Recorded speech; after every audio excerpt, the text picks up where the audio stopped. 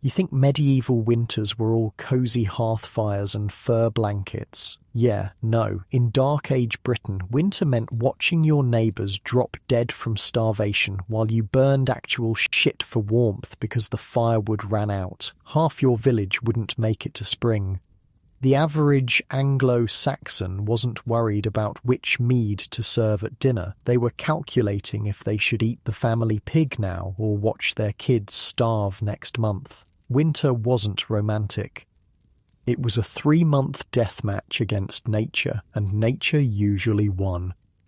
Hey, quick thing before we start. If you actually listen to these regularly, hit like or subscribe. I always wonder where everyone's at, so comment your city and what time it is. Weird to think some of you are having breakfast in London while I'm recording this at night here in the States. All right, let's head back to Dark Age Britain. But before we go anywhere, get comfortable. Seriously, adjust those pillows, pull up that blanket, because where we're going, you're going to want to be cozy. The first thing that hits you is the cold. Not the kind of cold where you run from your car to your house. I'm talking about bone-deep, can't-escape, might-kill-you cold. Your eyes crack open in the pre-dawn darkness of a tiny Anglo-Saxon house in the depths of winter, somewhere around 650 AD. It's so cold that your breath makes little clouds inside the house. You're lying on a raised wooden platform covered with a thin layer of straw that does almost nothing to soften the hard surface beneath you. There's a rough wool blanket over you, and maybe, if you're lucky, a sheepskin. Around you, the rest of the family is still asleep. Or at least pretending to be. Nobody wants to be the first one up when it's this cold. The fire that was carefully banked last night is now just a pile of faintly glowing embers in the central hearth. Above it, there's a hole in the roof where some of the smoke escapes, but most of it just hangs in the air, making your eyes sting. The walls of your house are made of wattle and daub, basically sticks woven together and covered with mud mixed with straw, dung, and whatever else would hold it together. In summer, this keeps you cool. In winter, it's about as effective as a screen door on a submarine. You can already hear the wind outside. It howls like a wounded animal as it tears through the village. There's a gap under the door where you can actually see snow that's drifted inside during the night. You know you need to get up, but your body is screaming at you to stay under that blanket, inadequate as it is. Fuck that, you think. I'm not moving until I absolutely have to. But you do have to, because in Dark Age Britain, winter doesn't care about your comfort. Winter doesn't care if you're tired or cold or hungry. Winter only cares about one thing, testing whether you deserve to live to see spring. So you force yourself to sit up, wincing as the cold air hits you. Unlike your nice warm bed right now, there's no thermostat to crank up, no electric blanket to switch on. There's just you, the cold, and the knowledge that if you don't get that fire going again soon, things are going to get a whole lot worse. The rest of the family starts stirring too. Your wife, your 3 children who survived infancy, unlike the 2 who didn't, and your elderly father whose cough has been getting worse over the past few days. You try not to think about what that cough might mean.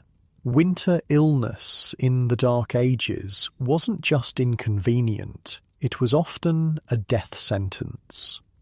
"Get the fire going," your wife mumbles, pulling the blanket tighter around herself and the youngest child. Her voice is rough from sleep and from the smoke that fills the house every day. At 30, she already looks 50, her face lined from years of hard work and insufficient nutrition. You swing your legs over the edge of the sleeping platform and your feet touch the packed earth floor. It's like stepping onto ice. You quickly slip on your shoes, simple leather wrappings that cover your feet and ankles tied with leather thongs. They're better than nothing, but not by much. Now, Getting the fire going isn't as simple as striking a match. Matches don't exist yet. Instead, you reach for your fire kit, a small pouch containing a piece of flint, a steel striker, and some char cloth, linen that's been partially burned to create easily ignitable material. Beside the hearth, there's a small pile of kindling that was prepared the night before, another daily ritual of survival. You kneel by the fire pit, shivering as you work. You place the char cloth on the embers, then blow gently. If you're lucky and the embers are still hot enough, the cloth will catch. If not, you'll need to use the flint and steel, striking them together to create sparks that hopefully catch on the char cloth. It's a skill that takes years to perfect, and even then, it can be frustrating as hell. Today, you're lucky. After a few gentle breaths on the embers, the char cloth begins to glow brighter. You carefully add some of the smallest kindling, dried moss and tiny twigs, and continue to blow softly. The kindling catches and tiny flames appear. You feel a surge of relief. This is the first victory of the day, and it's a crucial one. Gradually, you add larger kindling, then small sticks, building the fire slowly and methodically. This isn't just about getting warm, it's about survival. Without fire, you can't cook food, you can't warm water, you can't dry wet clothing, and in the depths of winter, you will absolutely freeze to death within days. As the flames grow, the room begins to lighten, both from the fire itself and from the faint pre-dawn light now seeping through the single small window, just an opening in the wall covered with a piece of stretched animal bladder. It's not glass, that's for churches and the homes of the very wealthy, but it lets in a bit of light while keeping out some of the wind. Your eldest son, all of 9 years old, gets up to help. He's been doing this since he was 5. In Dark Age Britain, childhood is brief. By 6 or 7, kids are expected to contribute to the household's survival. He grabs a small pot and heads for the door. "Be careful," you tell him. "Don't go far." He nods, knowing the drill. He's going to break the ice on the water barrel outside and bring in water for the morning. It's a simple task, but a dangerous one in the bitter cold. Frostbite can set in quickly, and in this era, there's no real treatment for it beyond amputation, if you're lucky enough to survive the infection that would likely follow. While he's gone, your wife finally gets up, wrapping a shawl around her shoulders. She reaches for the food stores, a clay pot containing the remains of yesterday's pottage, a thick stew of whatever vegetables, grains, and occasional meat you have available. She places it near the fire, to warm. Breakfast in Dark Age Britain isn't bacon and eggs. It's whatever you had yesterday, reheated. Food waste isn't a concept that exists when starvation is always just one bad harvest away. Your son returns with the water, his face red from the cold. "It's snowing again," he reports, setting down the pot. His hands are so cold they're white, and he immediately holds them toward the fire. You look out through the door before closing it against the weather. The sky is the deep blue-grey of early morning, and fat snowflakes are indeed falling. Another few inches to add to what's already on the ground. You try to remember how much firewood is left in the storage lean-to attached to the house. 2 weeks' worth? Maybe less if this cold snap continues. "We'll need to collect more wood today," you say, more to yourself than anyone else. It's not a task anyone looks forward to, trudging through snow into the forest, breaking off dead branches. Cutting trees would require permission from the local lord, then dragging them back home. But without it, you die. It's that simple. By now, everyone is up except your father, who's still huddled under his blanket, his cough punctuating the morning sounds. Your 2 middle children, girls of 7 and 5, are helping their mother with the morning meal, their small hands already chapped and red from cold and work. I think we should slaughter the pig today, your wife says quietly, so the children won't hear. The family pig is a valuable asset, but it also requires food to survive the winter. Sometimes the calculation is simple. If feeding the pig through winter will take more food than the pig itself provides, it's time for slaughter. You nod, knowing she's right. After we eat. The morning meal is simple. Reheated pottage served in wooden bowls. It's bland, with only a little salt for flavour. Spices are for the wealthy, and sugar doesn't exist in your world. The hot food helps warm you from the inside, though, and that's what matters. As you eat, you discuss the day's tasks with your wife. Besides collecting wood and slaughtering the pig, there's carding wool to be done, repairs to a section of wall where the daub has cracked, checking on the stored vegetables in the pit outside to make sure they haven't frozen or rotted, and the endless task of simply keeping the fire going. Winter days in Anglo-Saxon England aren't about leisure. They're about working constantly just to maintain the fragile bubble of survival you've created. The conversation is interrupted by your father's coughing, which has become more violent. You exchange a look with your wife. You both know what a cough like that in winter often means. You've seen it before in your youngest brother 2 winters ago, in the neighbour's wife last year. It starts with a cough and ends with a grave dug into the frozen ground, a task almost as difficult as the grief that accompanies it. But there's no time to dwell on what might happen. The day's work won't wait, and the sun, though barely visible through the clouds and the small window, is rising. You finish your food and prepare to face the day.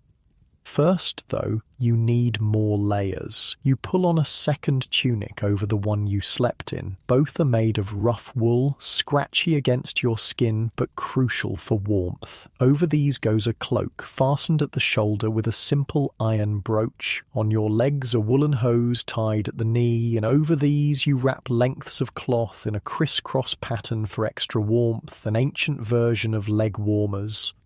Finally, you put on leather gloves, or rather mittens, with only a thumb separate from the fingers. Stay close to the house today, you tell the children. Storm's coming. You can feel it in your bones, this knowledge of weather that develops when your life depends on it. The sky has a certain look, the wind a particular feel that promises serious snow by afternoon.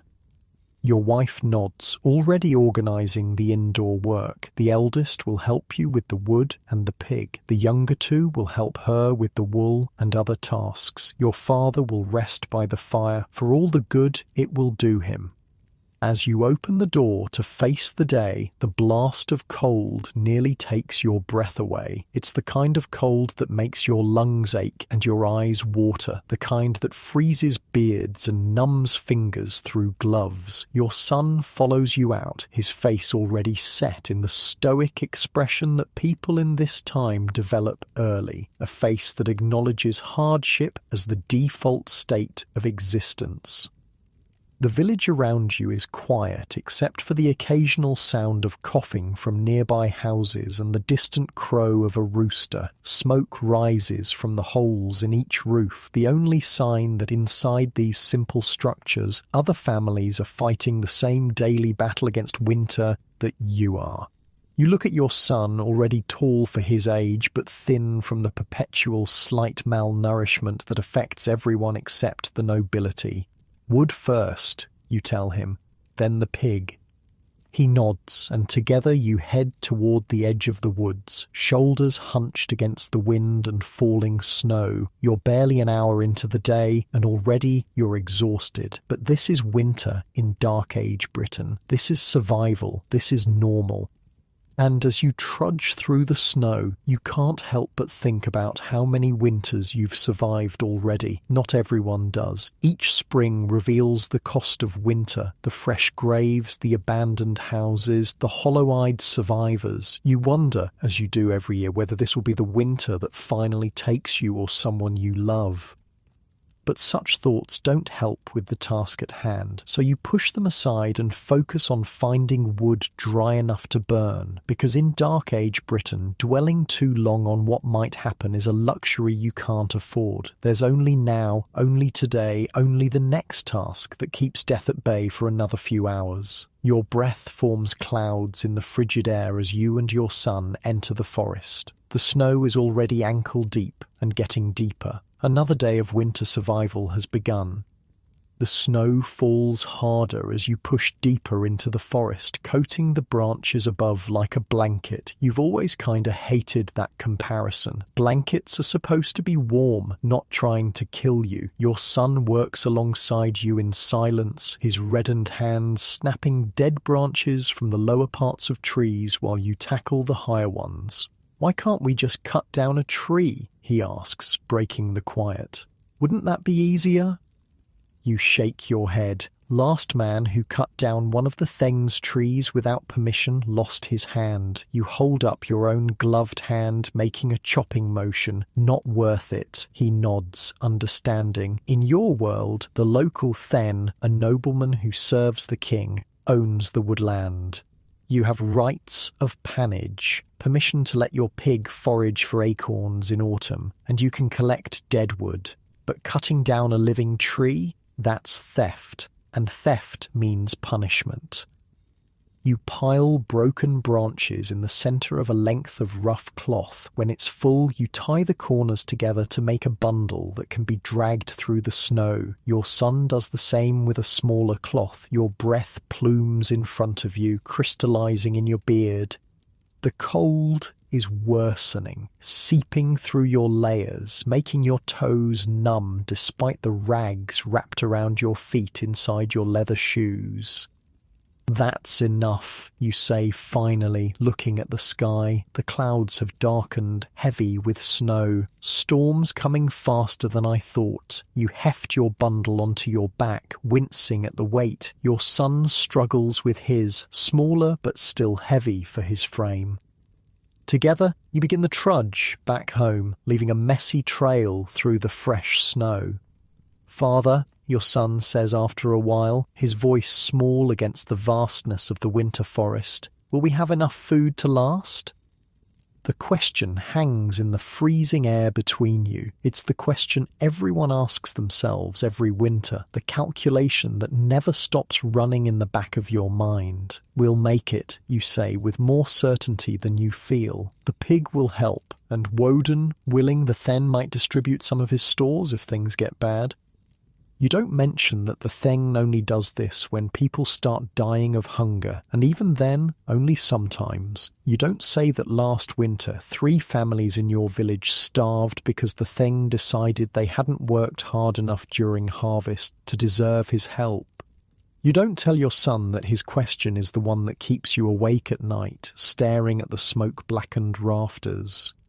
When you emerge from the forest, the village comes back into view, a collection of small buildings, most similar to your own Wattle and Daub home, with a few larger structures including the Thegns Hall and a small wooden church built by the monks who came through last summer. Smoke rises from every dwelling, wavering in the wind. As you approach your home, your eldest daughter rushes out to meet you. "Grandfather's worse," she says, her face tight with worry. "Mother sent me to look for you." You quicken your pace, ignoring the burning in your shoulders from the wood bundle. When you enter the house, the heat hits you first. Your wife has built up the fire, making the small space almost uncomfortably warm. Then you see your father. He's lying close to the hearth, wrapped in blankets, but he's shivering violently. His cough has a wet sound to it now, and his breathing comes in wheezes. Your wife kneels beside him, pressing a cloth soaked in something to his forehead. "Feverfew and willow bark," she says, seeing your questioning look. "It's all we have." You nod, dropping the wood bundle near the door. Herbs are the only medicine available to most people. Sometimes they help, often they don't. Your wife is known in the village for her knowledge of healing plants, knowledge passed down from her mother and grandmother. It saved lives before. including your youngest daughter's when she had a fever 2 summers ago. But winter illnesses are different, more deadly. With bodies already weakened by cold and less than adequate nutrition, a simple cough can become a death sentence in days. The pig, your wife says quietly. We need to do it now, while there's still light. We'll need the strength from the meat. Your father coughs again, a racking sound that seems to come from deep in his chest. Go, he manages to say between coughs. Don't waste daylight on me. You squeeze his shoulder, already feeling bonier than it did last month, and turn to your son. Let's go. To your wife. Keep him warm. We'll be quick. Outside, the snow continues to fall, already covering your tracks from earlier. You and your son head to the small lean-to shelter attached to the house, where the family pig lives alongside 2 goats and a few chickens.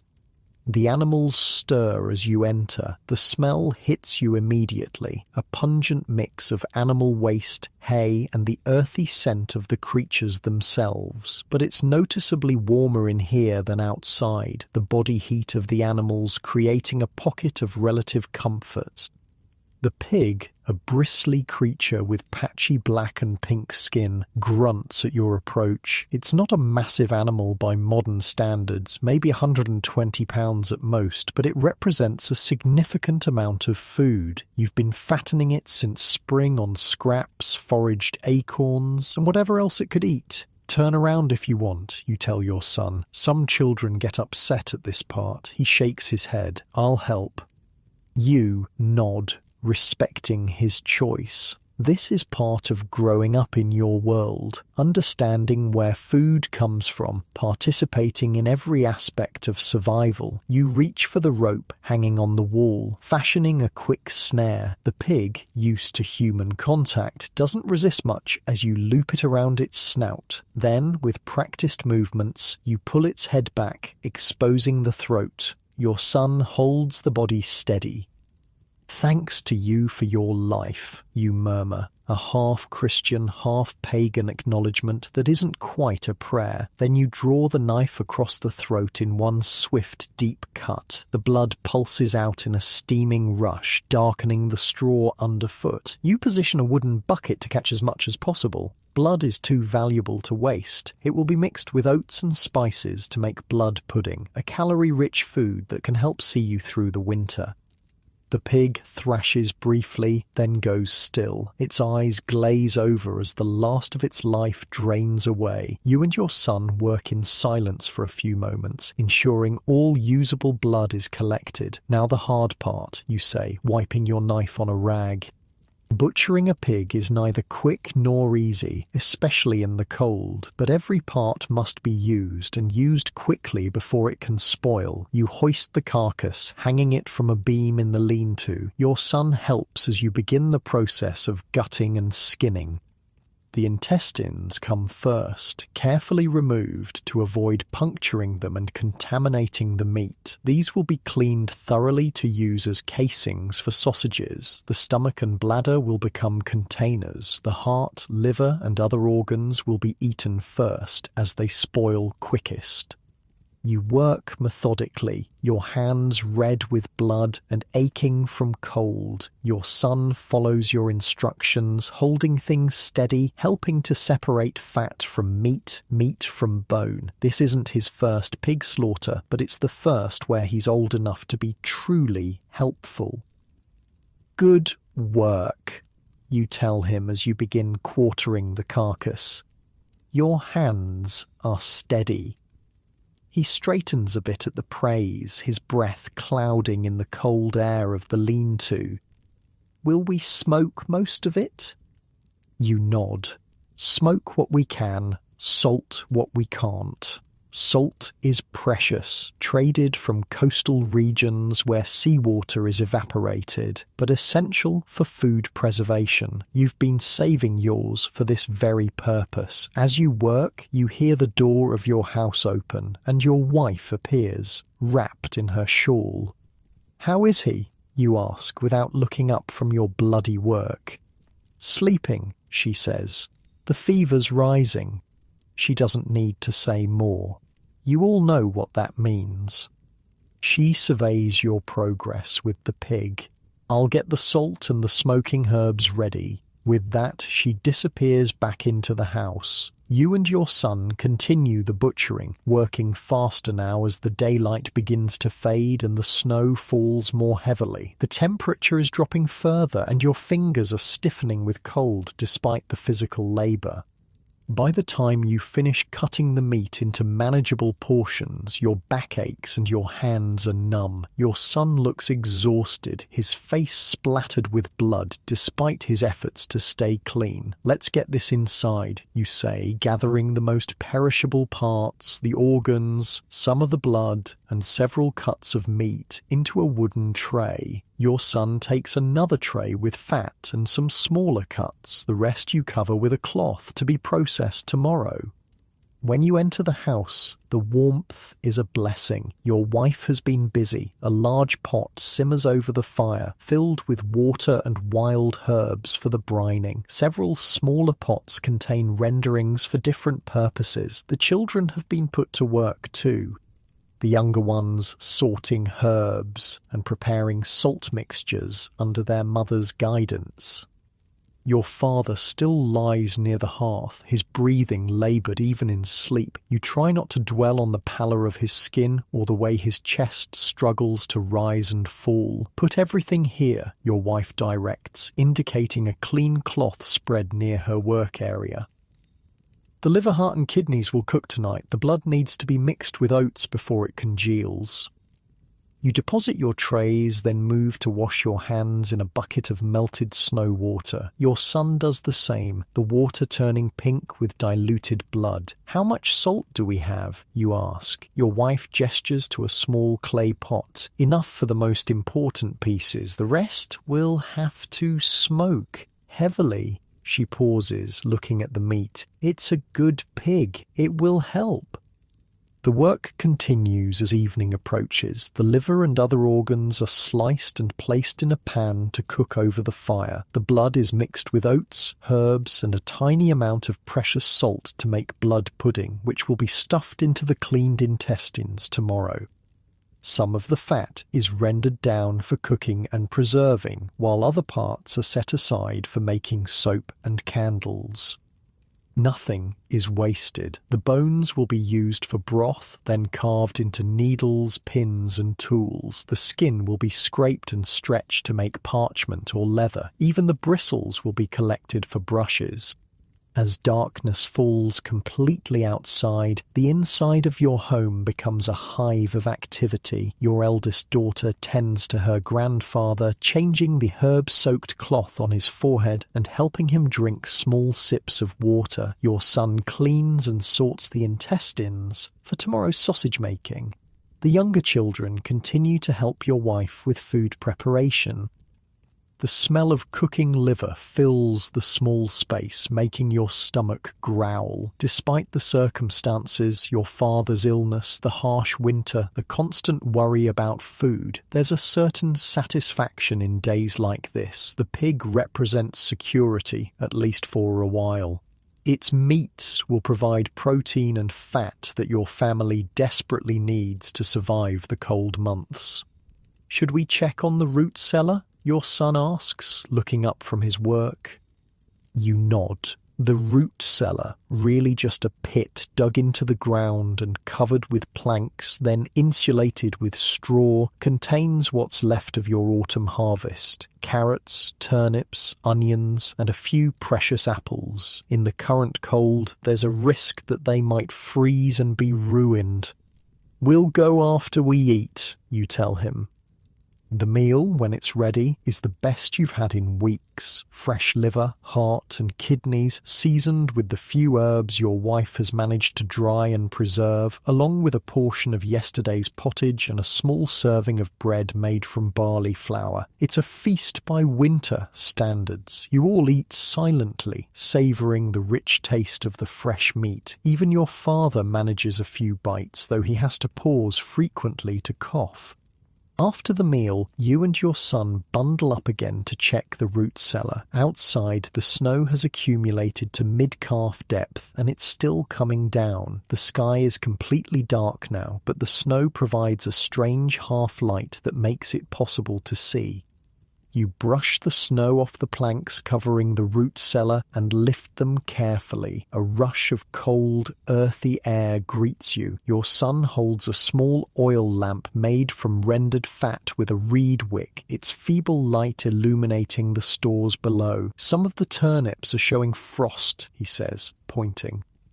You climb down into the pit, examining the vegetables. He's right. Several turnips at the edge have partially frozen. We'll take these back, you decide, gathering the affected ones. They'll need to be used in the next day or two. You check the rest of the stores, adding more straw insulation where needed. The remaining vegetables look intact, though the quantity is worryingly small for the months of winter still ahead.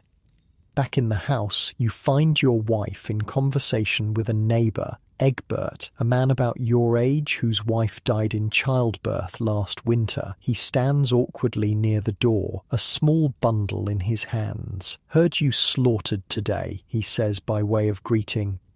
"Brought some honey to trade. My bees produced well before the cold came." Your wife looks at you questioningly.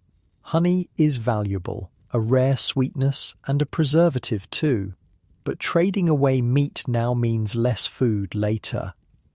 A small cut, you decide, for the honey. Egbert nods, understanding the caution. Fair. He places the small clay pot of honey on your work table. "How's your father?" he adds, glancing at the old man by the fire. "Fighting," you say simply. Egbert nods again. He doesn't offer empty reassurances. Everyone knows winter illness often ends one way. "The Thegans called a meeting for tomorrow," he says instead. "At midday in the hall, all household heads." This is unexpected news. The Then rarely calls winter meetings unless there's trouble or important business. "Did he say why?" Egbert shakes his head. "Just sent his man around to tell us." He stamps his feet, knocking snow onto your floor. "Sorry, should go before it gets worse out there." You cut a small portion of meat, a bit of shoulder that you can spare, and wrap it in a clean cloth for him. "For the honey," you say, handing it over. After Egbert leaves, your wife raises an eyebrow. "A meeting in this weather? Must be important," you say, though you're not sure what could be so urgent in the dead of winter when most work beyond basic survival comes to a halt. You move to help her with the ongoing meat preservation. The children have been put to bed, all huddled together on the sleeping platform for warmth. Only your father remains awake, his breathing more laboured than before. As you work alongside your wife, cutting meat into strips for smoking, you find your mind drifting to the Thegns meeting tomorrow. The last winter meeting was 3 years ago, when raiders from the north had been spotted nearby. The one before that announced a new tax to be collected in spring. "What do you think he wants?" your wife asks, reading your thoughts. You shrug. "More work, more taxes. It's usually one or the other." She sighs, her hands never stopping their rhythmic cutting. "We've given enough already." You can't argue with that. Between the regular food renders to the Thegn, the labour on his lands, and the occasional special taxes, the common folk always seem to be giving more than they can spare. But that's the way of the world. Those with power take from those without.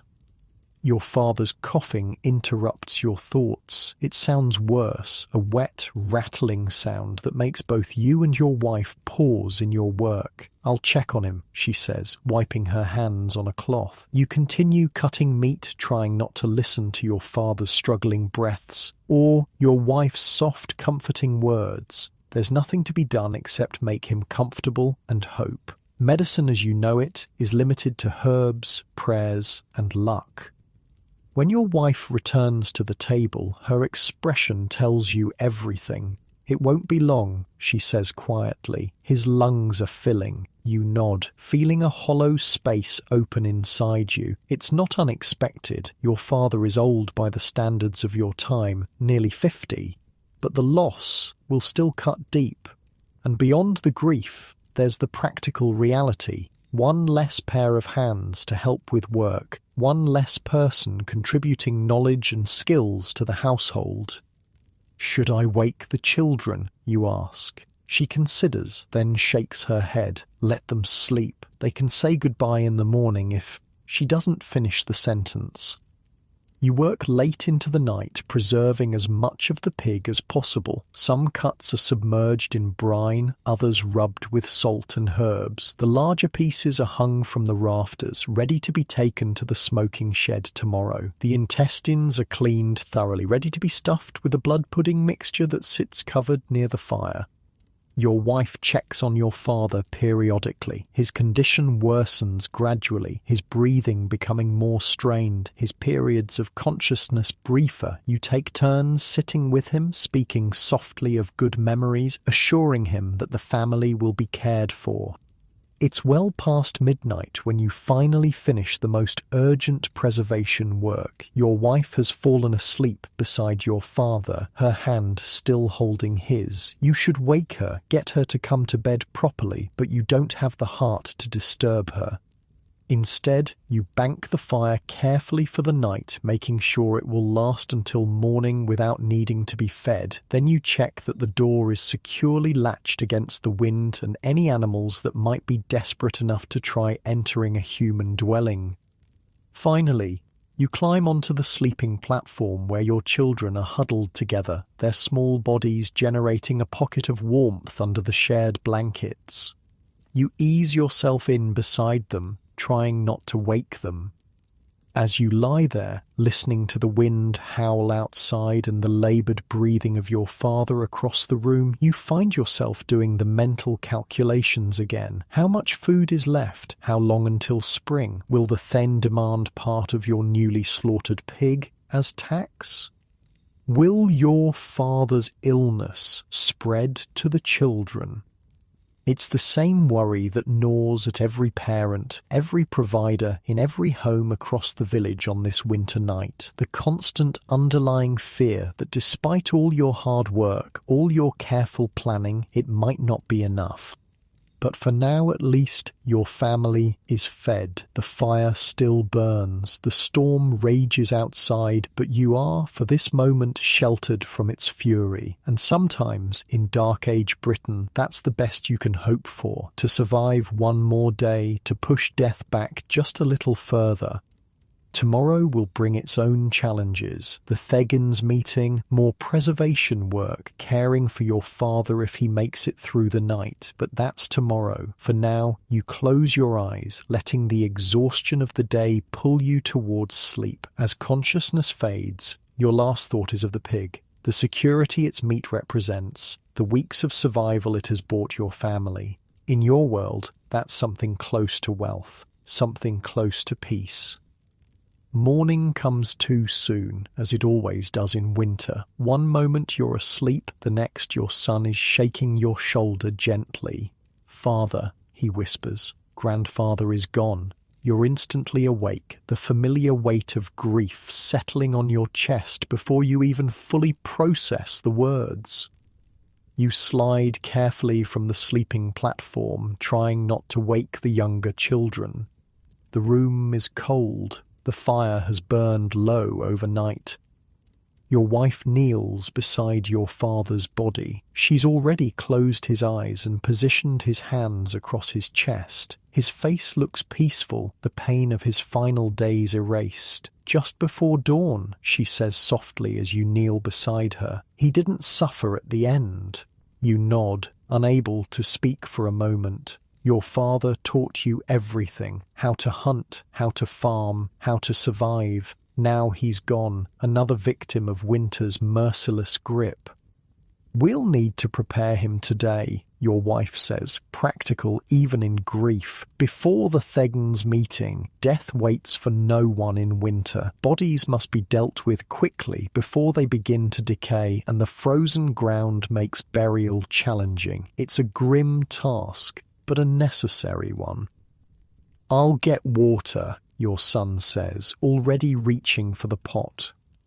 You squeeze your wife's shoulder in silent gratitude for her care of your father, then move to stoke the fire. There's work to be done, as always. Death is just another part of winter's routine. By the time the younger children wake, you and your wife have washed your father's body and dressed him in his best tunic. Threadbare by modern standards, but the finest he owned. Your son has gone to inform the village priest and arrange for burial. Is grandfather with God now? Your youngest daughter asks, her eyes wide as she stares at the still form. Yes, your wife answers, smoothing the child's tangled hair. And with our ancestors too. Like many in your time, your family's faith is a blend of Christianity and older beliefs. A practical spirituality that hedges its bets. Breakfast is meagre, the last of yesterday's bread and a thin gruel made from barley. You need to conserve the pig meat as much as possible. It must last for weeks. While eating, you explain to the children about the Thegns meeting. I'll need to go alone, you tell your wife. You should stay with... You glance at your father's body. She nods. We'll continue with the preservation work and prepare him for burial. Can I come with you? Your eldest son asks. To the meeting? You consider this. Boys his age aren't usually included in such gatherings, but he's nearly a man, and learning how to navigate the social hierarchies of your world is an important skill. Yes, you decide. It's time you saw how these things work. The morning passes in a blur of tasks. You finish preserving more of the pig meat, hanging strips in the smoking shed, a small structure shared by several families where a carefully tended fire burns continuously, the smoke curing meat hung from the rafters. Your wife and daughters stuff intestines with the blood mixture to make black pudding, then hang these to smoke as well. Your son returns with news from the priest. He says we can bury grandfather tomorrow, near the church. This is a mark of respect. Burial in consecrated ground costs extra, usually paid in food or labour. How did you manage that, you ask, knowing your family has little to spare? Your son looks proud. I promised to help repair the church roof in spring. You nod, impressed by his initiative. He's learning the essential skill of negotiation and trade, the complex web of favours and obligations that helps everyone survive. As midday approaches, you and your son prepare to head to the Thegns Hall. You both don your cleanest tunics, still stained and worn but the best you have, and wrap your cloaks tightly against the cold. Be careful, your wife says as you leave. Don't volunteer for anything.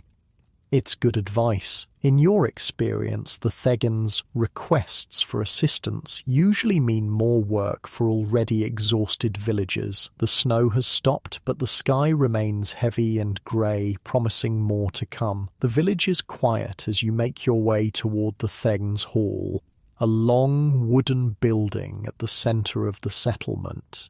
Unlike your small house, it's built of thick timber planks rather than wattle and daub, with intricate carvings around the doors and along the roof beams.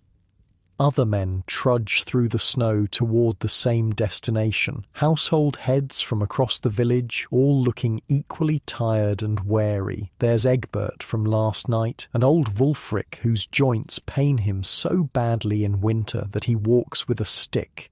There's Cerdic, the blacksmith, more fortunate than most with his valuable skills and the constant heat of his forge.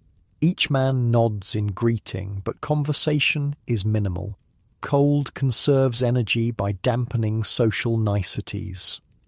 "Why do you think he's called us here?" your son asks quietly as you approach the hall. "We'll find out soon enough," you reply, though you share his curiosity. Inside, the Thegan's hall is noticeably warmer than outside, though not as warm as your smaller home. Multiple hearth fires burn down the centre of the long room, but the space is so large that much of the heat dissipates before reaching the walls. Still, compared to the bitter cold outside, it feels almost comfortable. The Thegn himself sits at the far end on a carved wooden chair raised slightly above the floor. Leofric is a man of around 40, his beard streaked with grey, his face weathered by years of war and weather. By your standards, he's wealthy. His tunic is dyed a deep blue, and a silver arm ring gleams on his wrist, but by the standards of true nobility, he's merely a minor lord, responsible for this small area of land and answerable to greater lords above him. His hall is impressive to you, but would be considered rustic by those higher in the social hierarchy. Still, in your world, he has power of life and death, control over land usage, and the authority to demand labour and goods from those under his protection. As more men file in, benches along the walls fill up. You find a spot about halfway down, your son beside you. The atmosphere is tense. Winter gatherings rarely bring good news.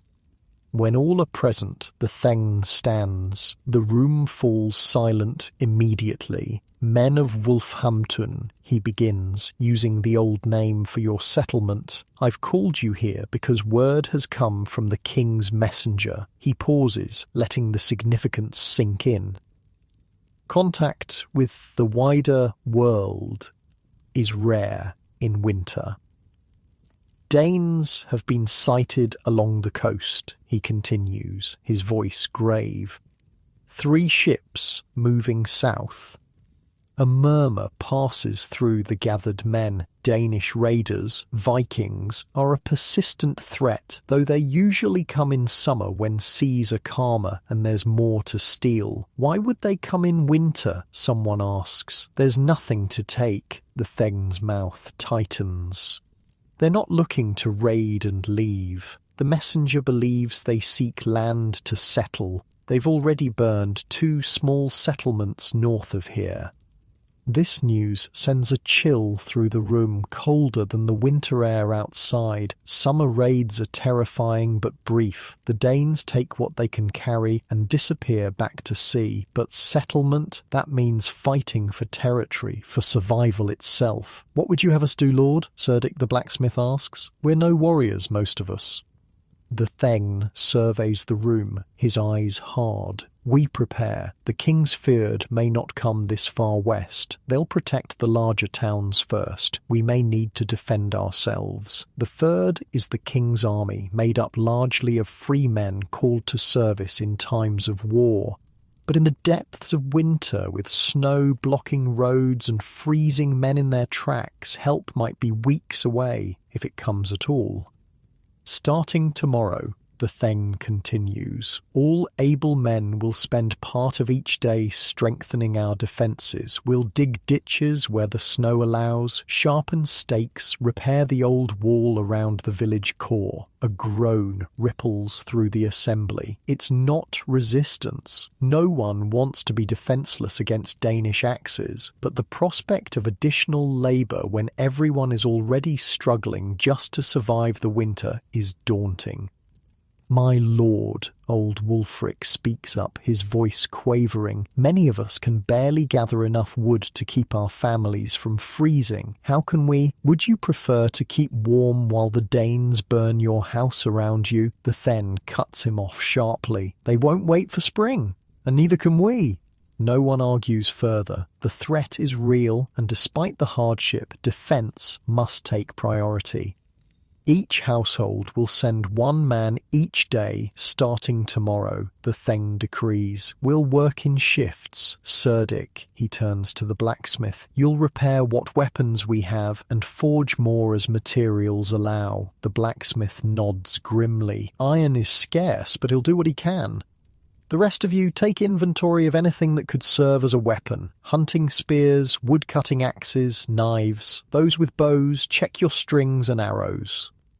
You glance at your son, seeing both fear and excitement in his young face. Like most boys his age, he's heard heroic tales of battle against the Danes. The reality, would be far less glorious. One more thing, the Thegn adds. Ration your food stores even more carefully. If we must defend the village, we'll need strength. And if the worst happens and we must flee, he doesn't finish the thought. No one wants to contemplate abandoning homes and fields, becoming refugees in the dead of winter. Questions? The Thegn asks, though his tone suggests he's not particularly interested in hearing any.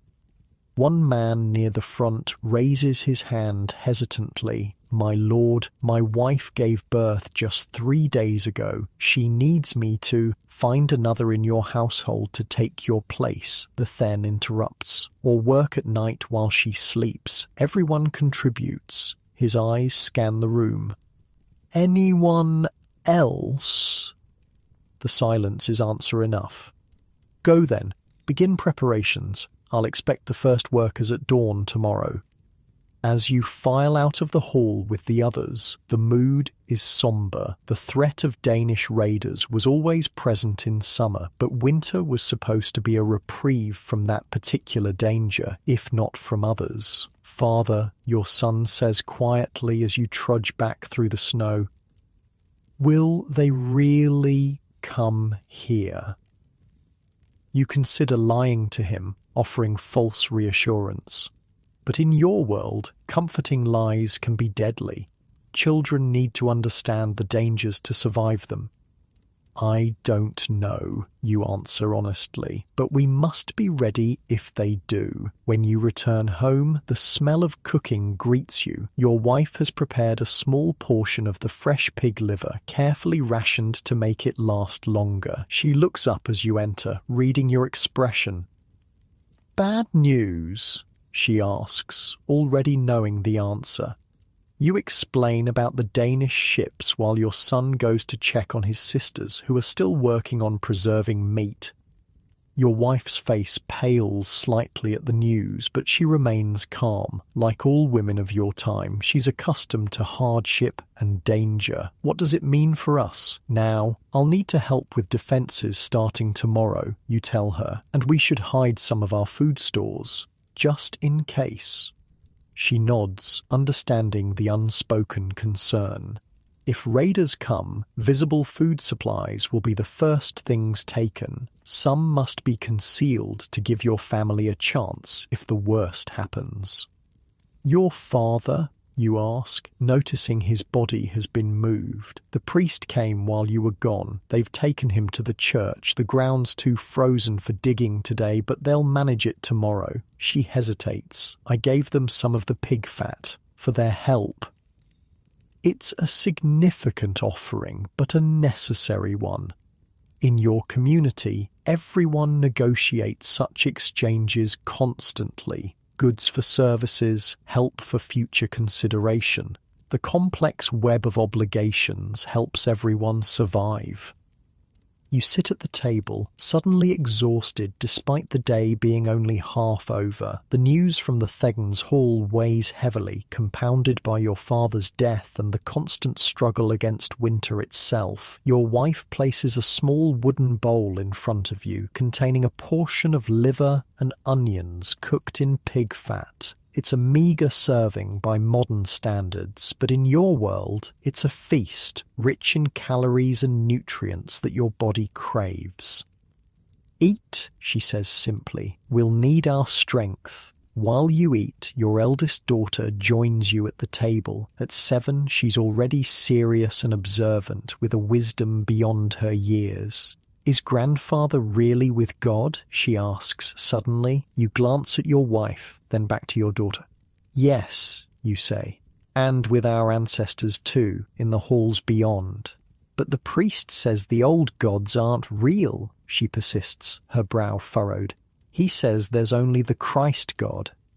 This is a common tension in your time, the newer Christian faith pushing against older pagan beliefs that still hold strong in many hearts. Most families, like yours, practice a practical blend of both, hedging their spiritual bets. The priest believes what he believes, your wife says carefully, and we honor that, but our family has known the old ways for generations. There is wisdom in both paths.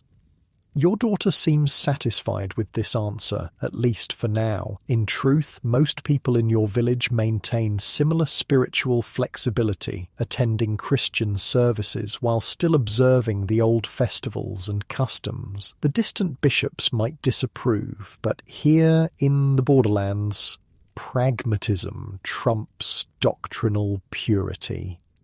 After eating, you check on the meat preservation process. Your children have done well in your absence. The black puddings are smoking nicely, more meat has been salted, and fat has been rendered for storage. It's skilled work that even the youngest can contribute to, each according to their ability. "Will we need to fight the Danes, father?" your eldest daughter asks as she carefully turns strips of meat hanging from the rafters. "Let's hope not," you tell her, "but we prepare as if we will." The rest of the day passes in continued work. Despite your father's death, despite the threat on the horizon, the immediate tasks of survival can't be postponed. Winter allows no mourning period, no time for fear or hesitation.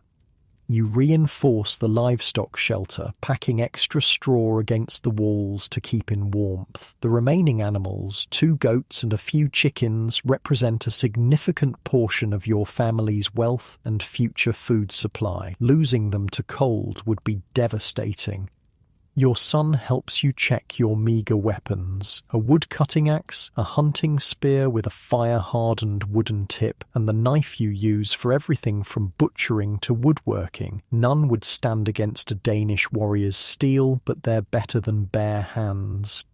Your wife and daughters continue food preservation, working methodically to ensure nothing is wasted. The oldest goes to the stream to break ice for fresh water, carrying the heavy bucket back with arms that have grown strong through necessity. As afternoon wears on, neighbours begin to stop by, ostensibly to offer condolences for your father, but really to exchange information about the Danish threat. Each visitor brings a small token, a handful of dried herbs, a few turnips, a length of twine, and leaves with news and perhaps a tiny portion of fresh meat. These exchanges strengthen community bonds that might mean the difference between life and death in the weeks ahead.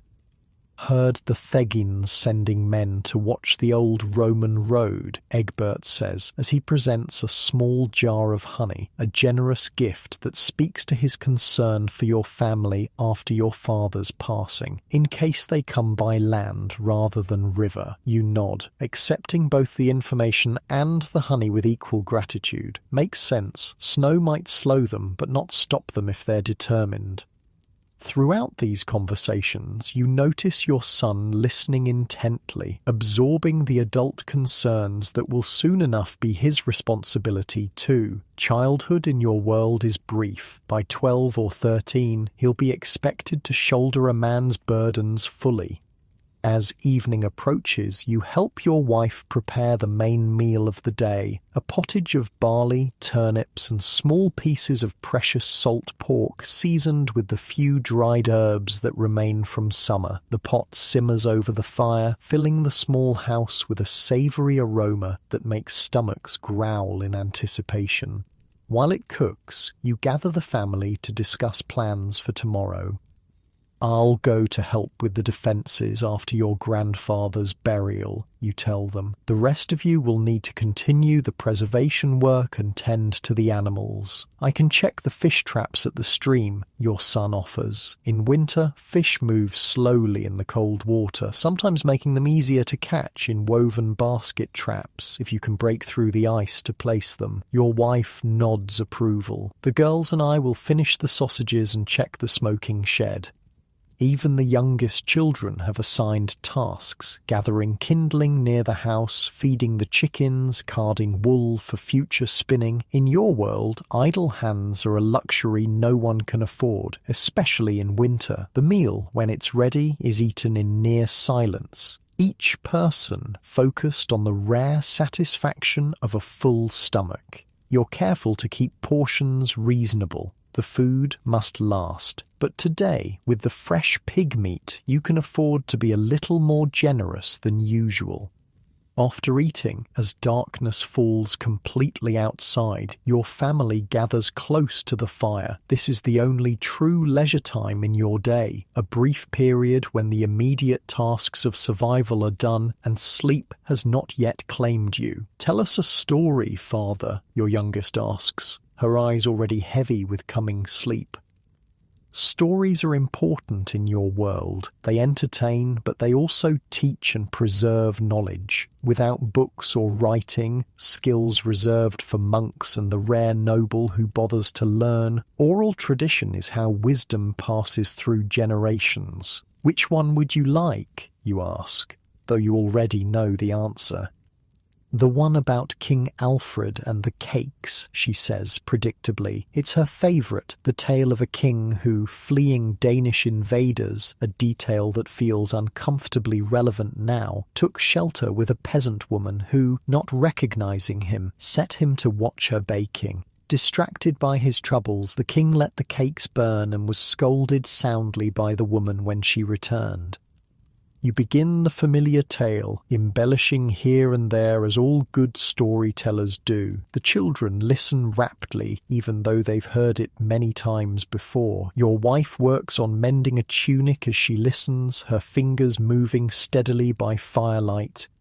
The story, with its lesson about how even kings must pay attention to small duties, resonates in your world where negligence of any kind can have fatal consequences. It also offers hope. Alfred eventually rallied his forces and drove back the Danes, preserving his kingdom. Perhaps your village might be similarly fortunate. As you finish the tale, you notice your youngest has fallen asleep against her mother's side, her face peaceful in the firelight. The others are fighting yawns, their bodies demanding rest after the day's exertions. "Time for sleep," your wife says, gathering the sleeping child in her arms. Tomorrow comes early. The family moves to the sleeping platform, arranging themselves as they do every night, children in the middle for warmth, parents on the outside as both protection and first defense against the cold. Extra blankets and furs are pulled up, bodies press close together, and breath begins to slow. Before banking the fire for the night, you take a moment to look around the small house, at the meat hanging from rafters, the preserved food in clay pots, the few precious tools and possessions accumulated over a lifetime. It's humble by any standard, but it represents security, the thin margin between survival and disaster. Tomorrow brings your father's burial, work on village defences, and the continued daily battle against winter itself, and somewhere beyond the horizon, Danish ships might be approaching, carrying men with steel and hunger for land. But for now, in this moment, your family is fed and warm. The fire still burns, and sometimes in Dark Age Britain, that's victory enough for one day. You carefully bank the fire, preserving embers for morning, then join your family on the sleeping platform. As you settle in, your son shifts slightly to make room. "Father," he whispers, "do you think we'll survive if the Danes come?" In the darkness, you consider your answer carefully.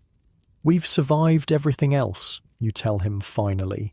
"Winter, hunger, sickness.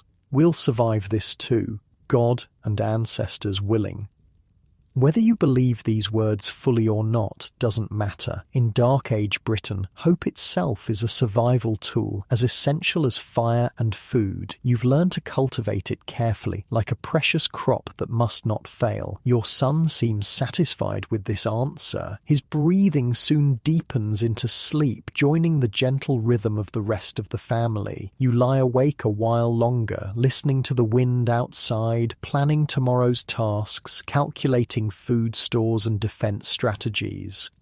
Eventually, exhaustion claims you too, pulling you down into darkness where, for a few hours at least, the constant struggle for survival can be forgotten. Tomorrow will bring its challenges, but tomorrow is not yet here. Dawn brings a rare, clear sky, the rising sun painting the snow-covered village in hues of pink and gold. The beauty is striking against the harsh reality of your life, a moment of colour in a world that's mostly grey and white during winter. Your family rises in silence, the normal morning chatter subdued by the day's first task, your father's burial. Death in winter is common enough that there's an established routine. The graves are dug as deep as possible in the frozen ground, which isn't very deep at all. Bodies are interred quickly, with minimal ceremony. The grieving happens in stolen moments between the continuing work of survival. "Will we need to bring anything?" your eldest daughter asks as she helps prepare the morning meal. Thin gruel again, with a small piece of bread for each person. "Just ourselves," your wife answers. "The priest will handle the rest." Breakfast is eaten hurriedly. You all dress in your cleanest clothes, still patched and worn, but the best you have. Your family walks together through the village toward the small wooden church, its cross standing stark against the morning sky. Several neighbours join you along the way, falling in beside your family without saying much. Words of condolence are few. Everyone understands that death in winter is simply part of the natural order, but their presence is support enough, a reminder that in this harsh world, community is essential for survival. The priest, Father Ethelred, a thin man with work-roughened hands that belie his scholarly calling, waits at the churchyard. Behind him you can see your father's body, wrapped now in a simple shroud, lying beside a shallow hole in the ground. The grave isn't deep, the priest says, apologetically. The ground fights us. You nod, understanding. It's not disrespect, but practicality. In frozen earth, every inch of depth requires exhausting labour with picks and iron bars to break the soil. The service is brief, a few Latin prayers that most of the gathered villagers don't understand, followed by simpler words in your own tongue about resurrection and eternal life. Your son, standing tall beside you, whispers his own prayer in the old language, words to guide his grandfather's soul to the halls of your ancestors. You don't correct him. The Christ God may rule the heavens now, but the old ways still have power, especially in matters of death. When it's time, you and your son step forward to lower your father's body into the grave. The shroud-wrapped form is lighter than you expected. Winter illness had taken much of him before death claimed the rest. You arrange him carefully, then step back as men begin to shovel the frozen soil over him. The sound of earth hitting the shroud is sharp in the cold air. Your youngest daughter begins to cry quietly, and your wife pulls her close. Your eldest stands straight and solemn, already learning the stoicism that winter demands. As the grave is filled, people begin to drift away, back to their homes, their work, their own struggles for survival. There's no feast of remembrance, no extended mourning period. Winter allows no such luxuries. The priest approaches your family as the last of the earth is tamped down. "May God keep his soul," he says simply. Then, more practically, "Will you join the defense work today?" You nod. "As soon as we're done here." Good. The Theng has men gathering at the north edge. They say that's the most likely approach if they come by land. His expression is grim. Like everyone else, he understands what Danish raiders would mean for the village.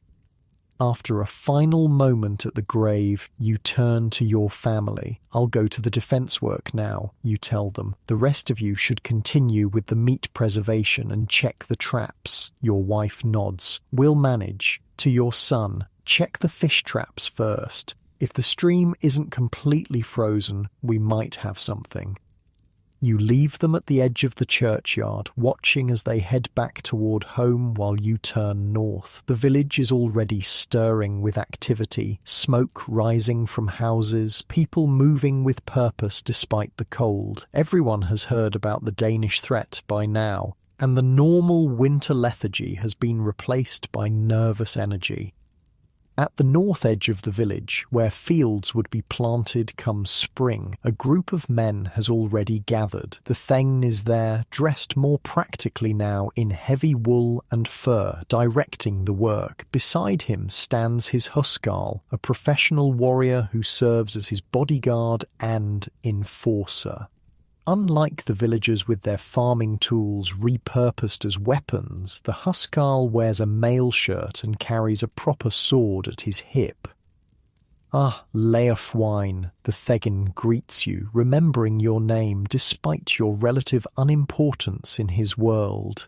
Good, we need strong backs today. He points to where men are attempting to dig a ditch across the most likely approach path to the village. The ground is frozen solid, requiring back-breaking work with picks to break it up before shovels can be used. We'll deepen the ditch where we can, the Thegn explains, and set sharpened stakes on the village side. It won't stop a determined force, but it might slow them enough for our archers to make a difference. You take up a pick and join the line of men attacking the frozen earth. The work is brutally hard. The pick bounces off the ground as often as it bites in, sending jarring shocks up your arms. Sweat forms despite the cold, then freezes uncomfortably against your skin. As you work, you listen to the conversations around you. Information is a valuable currency in your world, especially now. My cousin in the next village says they've already seen Danish scouts, one man says between grunts of effort. 2 men on horseback watching from the hills. That close already? Another responds, pausing to wipe sweat from his brow. I heard they landed 3 days' journey north. Danes move fast, even in winter. A third man joins in, especially if they're hungry. You keep swinging your pick, saying little. Rumours and speculation won't dig this ditch or protect your family. Only work will do that. After an hour, the Thegn calls for a brief rest. Men lean on their tools, breathing hard, clouds of vapour forming with each exhale. A servant brings around a skin of weak ale, not enough to intoxicate, but the calories and liquid are welcome after such exertion. When it reaches you, you take a careful sip, then pass it along. The Thegn uses this moment to address the gathered men. We've had word from a messenger, he announces. The king has ordered the Fyrd assembled, but they'll concentrate on defending the larger settlements first. Help may come, but we should prepare as if it won't. This isn't surprising news, but it's disheartening nonetheless. The king's army might eventually drive the Danes back, but individual villages like yours could be destroyed in the meantime. What chance do we have, my lord? Someone asks bluntly. If they come in force? The Then's face hardens. We have walls, ditches, and determined men. We have homes and families to protect. Sometimes that's enough. His tone suggests the discussion is closed. The work resumes, men attacking the frozen ground with renewed urgency. By midday, you've helped dig a respectable section of ditch. Not deep, but better than nothing. Your arms ache and your back screams with pain, but there's a grim satisfaction in seeing progress.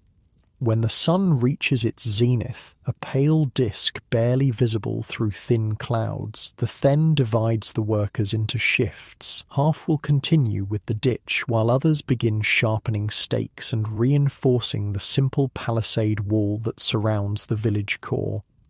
You're assigned to stake making, which is somewhat easier on your already exhausted body. Using a small hand axe, you shape one end of branches and small logs into points, creating simple but effective spikes that will be set into the ditch facing outward.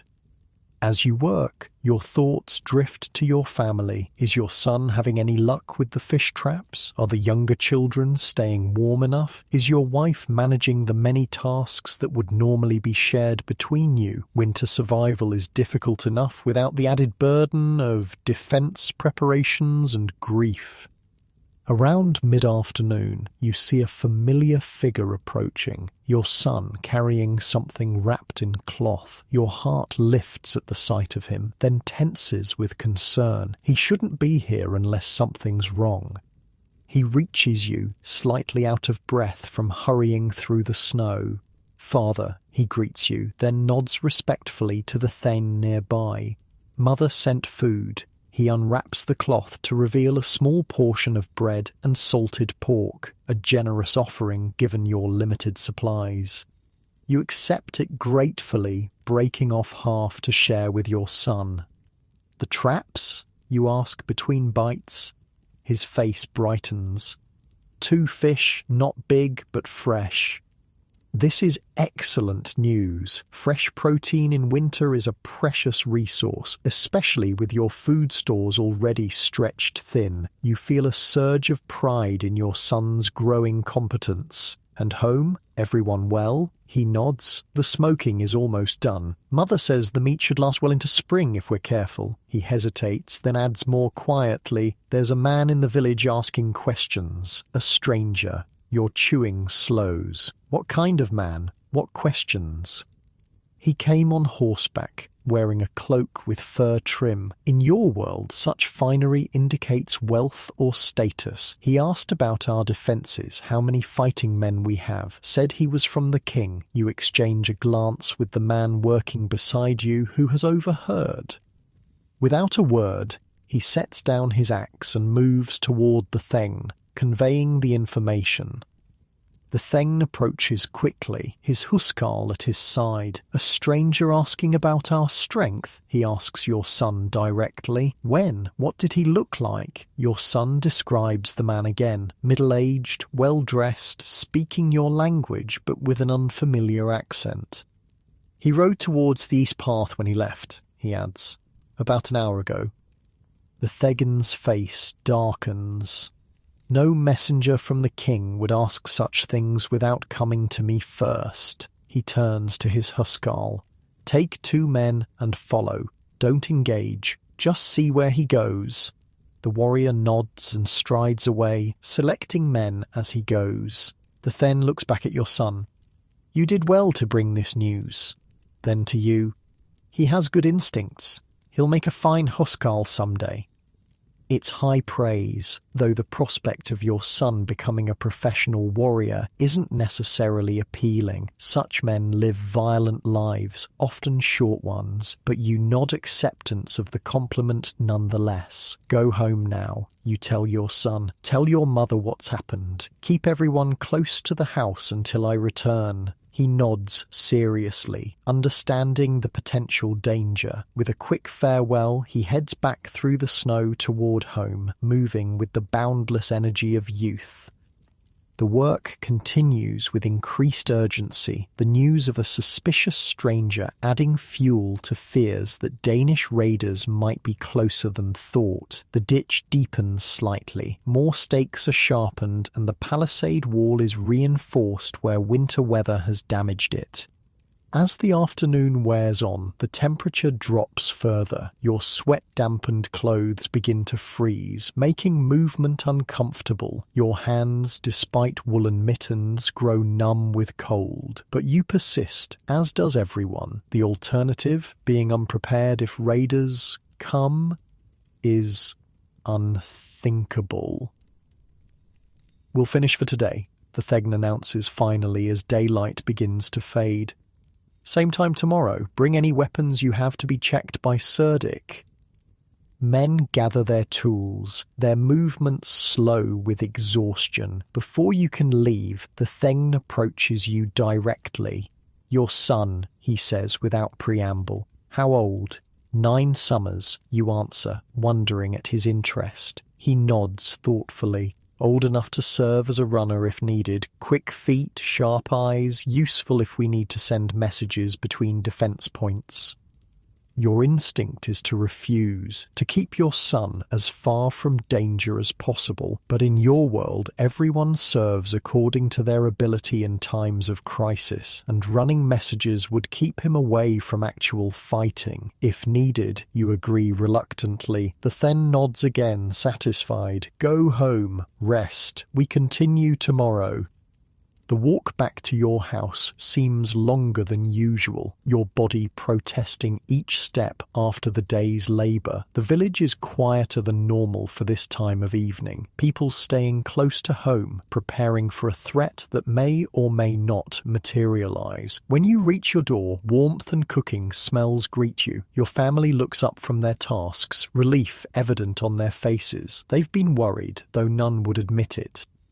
Any news? Your wife asks as she helps you remove your frozen outer garments. You explain about the suspicious stranger and the Huskal sent to follow him. Could be nothing, you add, though you don't really believe it. Could be a scout. She nods, absorbing this with the practical stoicism of a woman who has weathered many crises. We've almost finished the preservation, she says, changing the subject to more immediate concerns. And the fish made a good soup.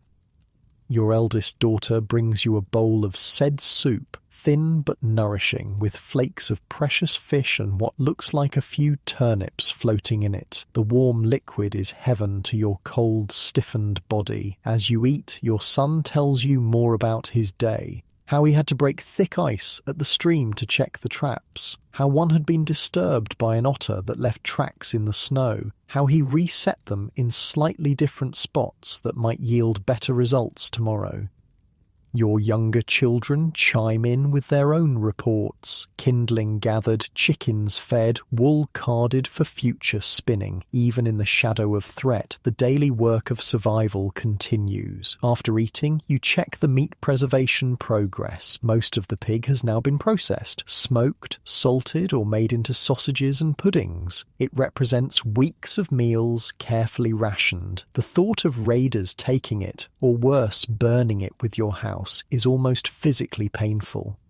Should we hide some? Your wife asks quietly, reading your thoughts. Bury it in the snow away from the house? It's a good suggestion. Tomorrow, you decide, we'll dig a cache in the woods. This is an old survival strategy, creating hidden food stores in case the main supply is lost.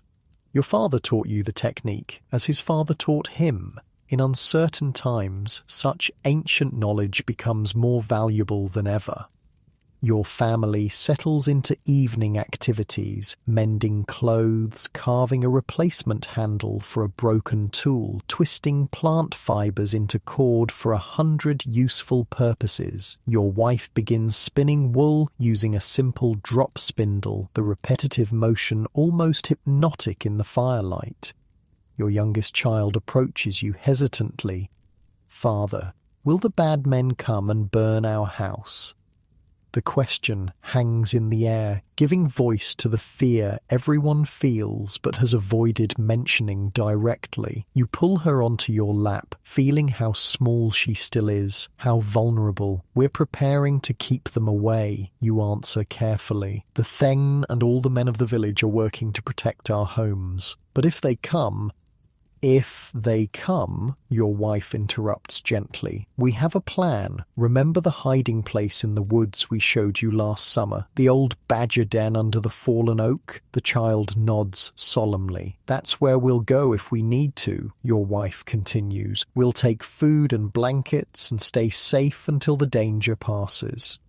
This contingency plan has existed for years, a response to the ever-present possibility of raiders, fire, or other disasters. Even the youngest children know the location and are taught how to reach it from any point in the village. The conversation shifts to lighter topics after that. Your son recounting a story he heard from another boy about a fox stealing chickens from the Theng's own coop. Your daughters discussing patterns they might weave when spring brings the opportunity for dyeing new wool. The evening passes in this way, ordinary activities providing a comforting rhythm despite the extraordinary circumstances brewing beyond your walls. This ability to maintain normalcy in the face of threat is perhaps the most essential survival skill your people possess. As night deepens, preparations for sleep begin. The fire is banked carefully, precious possessions are stowed away, and the family arranges themselves on the sleeping platform as always. But tonight there's a new element to the routine. Your hunting spear and axe are placed within easy reach, and the door is not only latched but barricaded with a heavy piece of wood.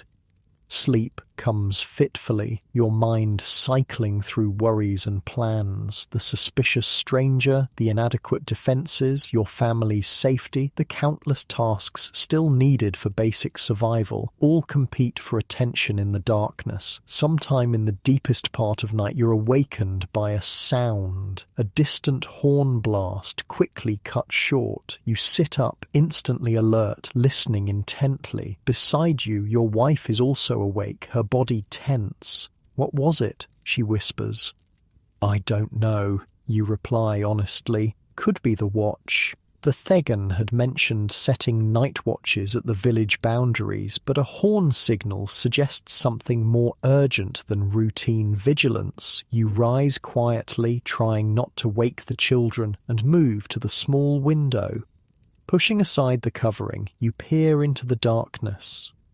At first, you see nothing unusual, just the familiar shapes of nearby buildings dimly visible in the faint moonlight reflecting off snow. But then, toward the north where you worked on defences earlier, a flicker of movement catches your eye, too distant to identify, just shadows moving against shadows.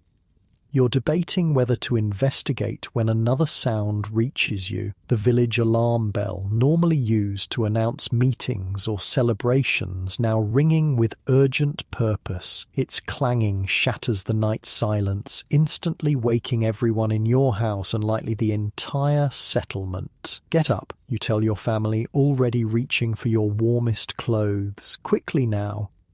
Your wife is immediately in motion, helping the younger children dress while gathering essential items, a small bag of food, a water skin, the fire-starting kit, a precious knife. Your son grabs his own cloak and reaches for the smaller hunting spear. "What's happening?" your eldest daughter asks, her voice steady despite the fear visible on her face. "I don't know yet," you answer truthfully, "but we prepare for the worst and hope for better." Outside, voices can be heard now, men shouting, the Theng's deeper tones carrying over the din. The bell continues its frantic pealing. "Stay here," you tell your family. "Bar the door behind me. I'll return when I know more." Your wife nods, her face a mask of controlled fear.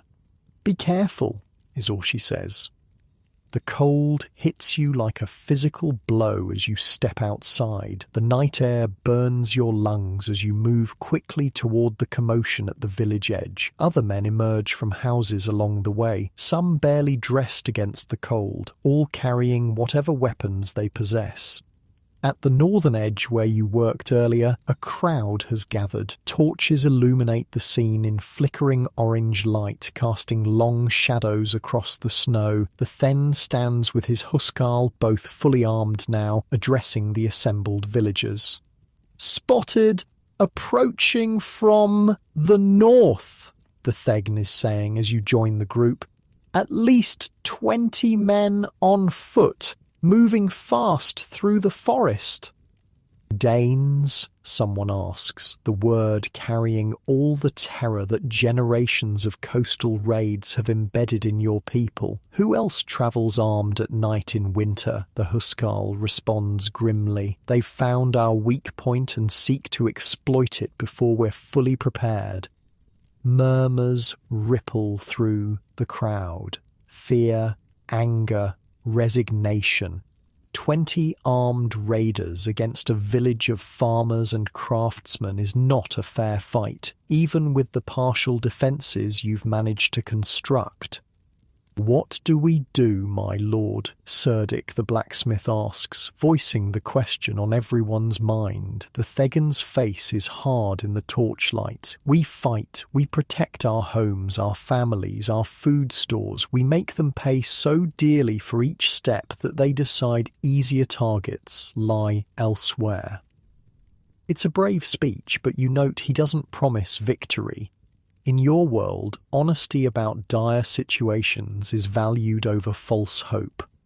Those with bows take positions along the wall, the Theng continues, issuing rapid orders. The rest form groups of 5 at each approach path. Women, children, and elders should gather in the church and my hall. Stone and heavy timber will provide better protection than wattle and daub if they break through.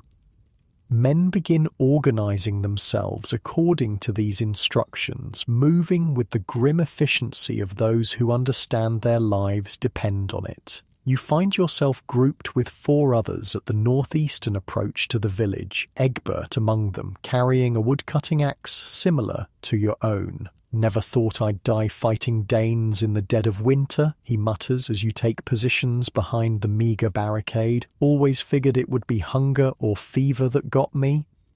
You don't respond, your attention fixed on the dark forest edge beyond the cleared area around the village. The torches behind you destroy your night vision, making it difficult to see into the darkness, but somewhere out there men are approaching with destruction in mind. A thought of your family sends a stab of worry through you. They should be heading to the Theng's Hall for safety, but will they know to go? Did word reach them after you left? I need to make sure my family knows to seek shelter, you tell the men around you. Egbert nods, understanding. Go, be quick. You sprint back through the village, passing women and children already moving toward the hall and church with bundles of possessions. The organised response is impressive. This is not the first time your settlement has faced danger, and established protocols are being followed. When you reach your house, you find your wife already preparing the family to leave. Essential items are bundled in cloths, the youngest child wrapped in an extra blanket, the fire safely extinguished. We heard the instructions, your wife tells you. The Thegan's man came through. Relief washes over you. Good. Go to the hall. Stay together. To your son. Help your mother. Protect your sisters. He nods solemnly, standing straighter with the responsibility. At 9, he's already learning that manhood in your world often comes too early, forced by crisis. And you? Your wife asks, though she knows the answer. I'm assigned to the northeast barricade, you tell her, with Egbert and the others. She nods, accepting this reality without protest. In your world, defending home and family is simply what men do when threats arise. Her role, equally vital, is ensuring the children's survival no matter what happens. May God and the ancestors protect you, she says simply, touching your face in a rare public display of affection. And you respond, committing her features to memory in case it's the last time you see them. Your children gather around for brief farewells, the youngest clinging tightly until your wife gently pulls her away, the eldest trying to be brave but with tears threatening, your son with the forced stoicism of a boy trying to be a man before his time. Go now, you tell them, forcing strength into your voice. Stay together. Do as your mother says. You watch them join the stream of villagers heading toward the hall, your wife carrying the youngest while herding the others. Only when they disappear from sight do you turn back toward your defensive position, hurrying through the now emptying village. Back at the barricade, the situation has developed. Scouts report the approaching force has split into smaller groups, apparently planning to probe multiple points along the village perimeter. They're testing for weakness, the Huskar explains as he moves between positions, checking readiness. Stay alert. Don't chase if they retreat. It may be a trap to draw defenders away from other points. You take your place beside Egbert again, gripping your axe tightly. The waiting is almost worse than fighting. The strain of anticipation, the playing out of terrible possibilities in your mind, the cold seeping into your bones as you stand motionless. Then, from the darkness beyond the torchlight, a sound reaches you, the crunch of footsteps on snow, multiple sets, approaching slowly. Shadows move among the trees, still indistinct but definitely human. They come, Egbert whispers unnecessarily, his knuckles white around his axe handle. You swallow hard, forcing down fear. You've never fought in battle before, few farmers have, but you've butchered animals and defended against wolves. You understand the mechanics of violence, if not its application against other men. The figures emerge from the tree line, moving cautiously into the cleared area before the ditch you helped dig. In the dim light you can make out perhaps 5 men, heavily bundled against the cold but clearly armed. Their breath clouds around their heads as they assess the village defences. One points toward your position, speaking in a language you don't understand but recognize as Danish. Another responds. Then the group begins moving deliberately toward your barricade, not rushing but with clear purpose. Steady, the man to your right murmurs. Let them reach the ditch first.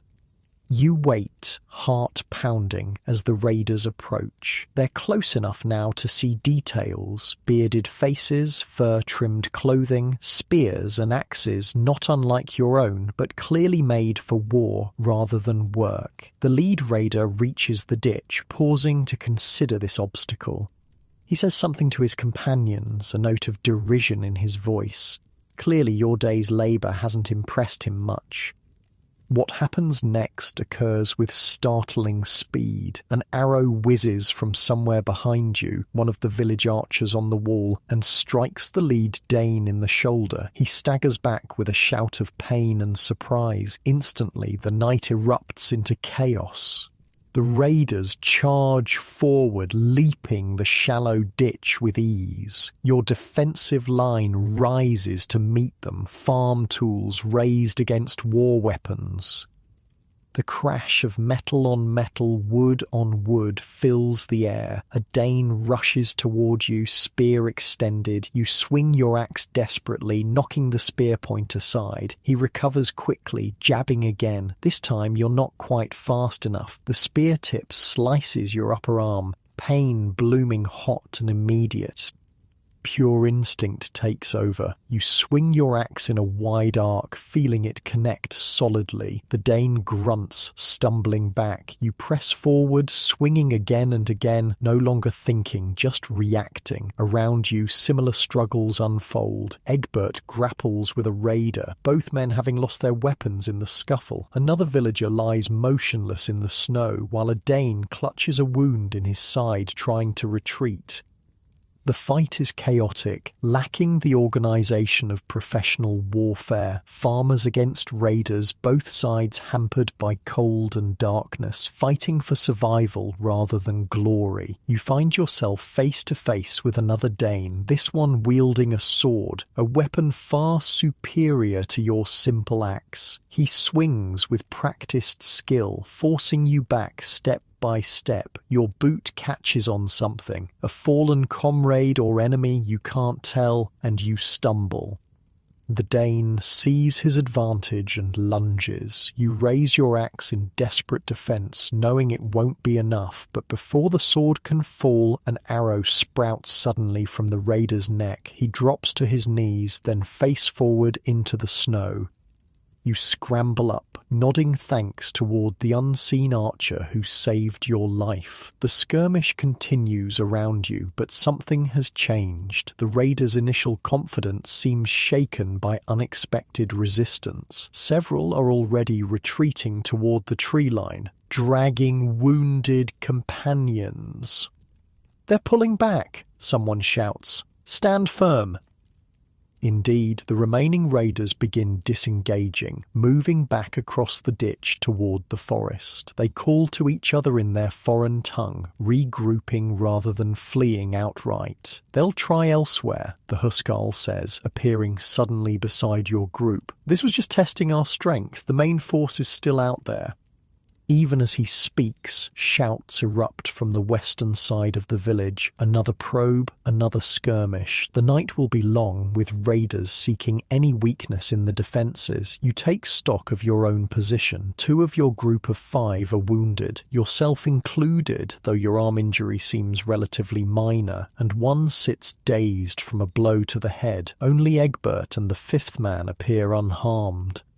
"Bind that," Egbert tells you, gesturing to your bleeding arm. "We'll need everyone capable for the next attack." You tear a strip from your tunic to wrap the wound, wincing as you pull the makeshift bandage tight. The cut burns, but the cold has numbed it somewhat, and the bleeding seems to be slowing already. Around you, other defenders tend similar injuries or drag the more seriously wounded toward the center of the village where women with healing knowledge wait to assist. You don't see any dead among your people yet, but the night is young and the raiders haven't committed their full strength. As you secure your bandage, a boy appears. Not your son, but one about the same age, serving as a runner for the Thengen. "All men who can still fight are to fall back to the inner palisade," he announces breathlessly. "The Theng says to abandon the outer positions and concentrate our strength. It's a wise decision. With raiders probing multiple points, your limited numbers are spread too thin. Better to defend a smaller perimeter effectively than try to hold everything with insufficient force." You help the man with the head injury to his feet, and together your group begins withdrawing toward the center of the village, where a low wooden palisade surrounds the most important buildings: the Thegan's Hall, the church, the grain storage. As you move, you scan anxiously for any sign of your family. They should be safe in the hall, but in such chaos, nothing is certain. The thought of your children exposed to danger sends fresh energy through your tired limbs. Behind you, torches are being extinguished at the outer defensive positions. No point marking them for raiders now that they're abandoned. The village descends into deeper darkness, lit only by a few carefully placed torches along the inner palisade.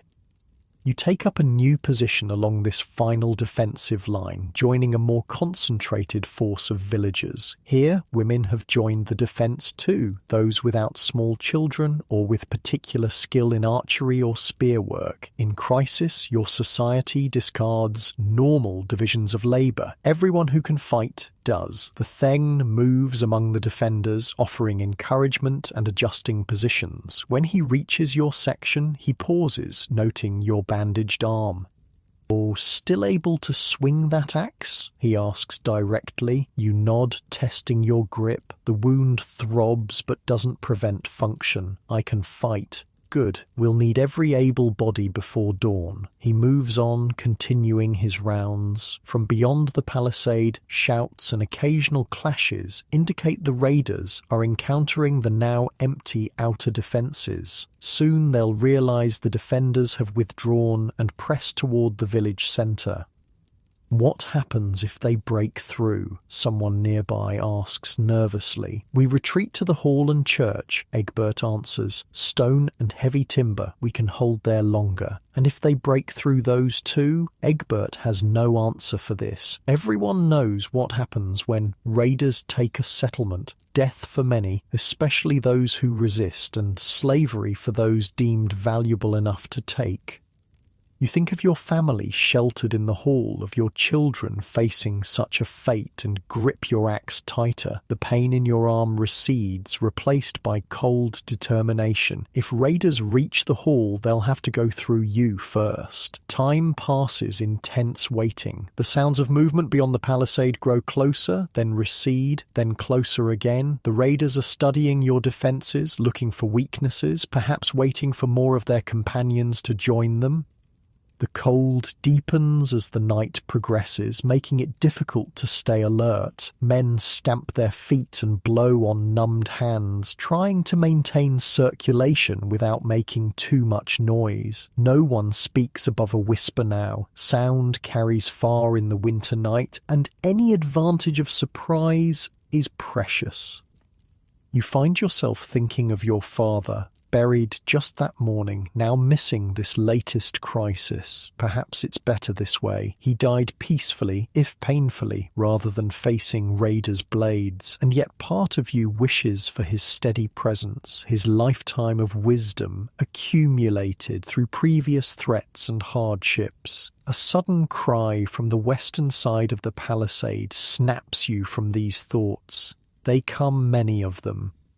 All along the defensive line, men and women brace themselves, raising weapons. You peer into the darkness, trying to see the approaching threat. For a moment, there's nothing, just the vast blackness beyond the torchlight. Then they appear, not at one point, but all along the perimeter. Dozens of figures charging from the darkness, far more than the initial probing force. This is the main attack, the full strength of the raiders brought to bear against your final defensive line.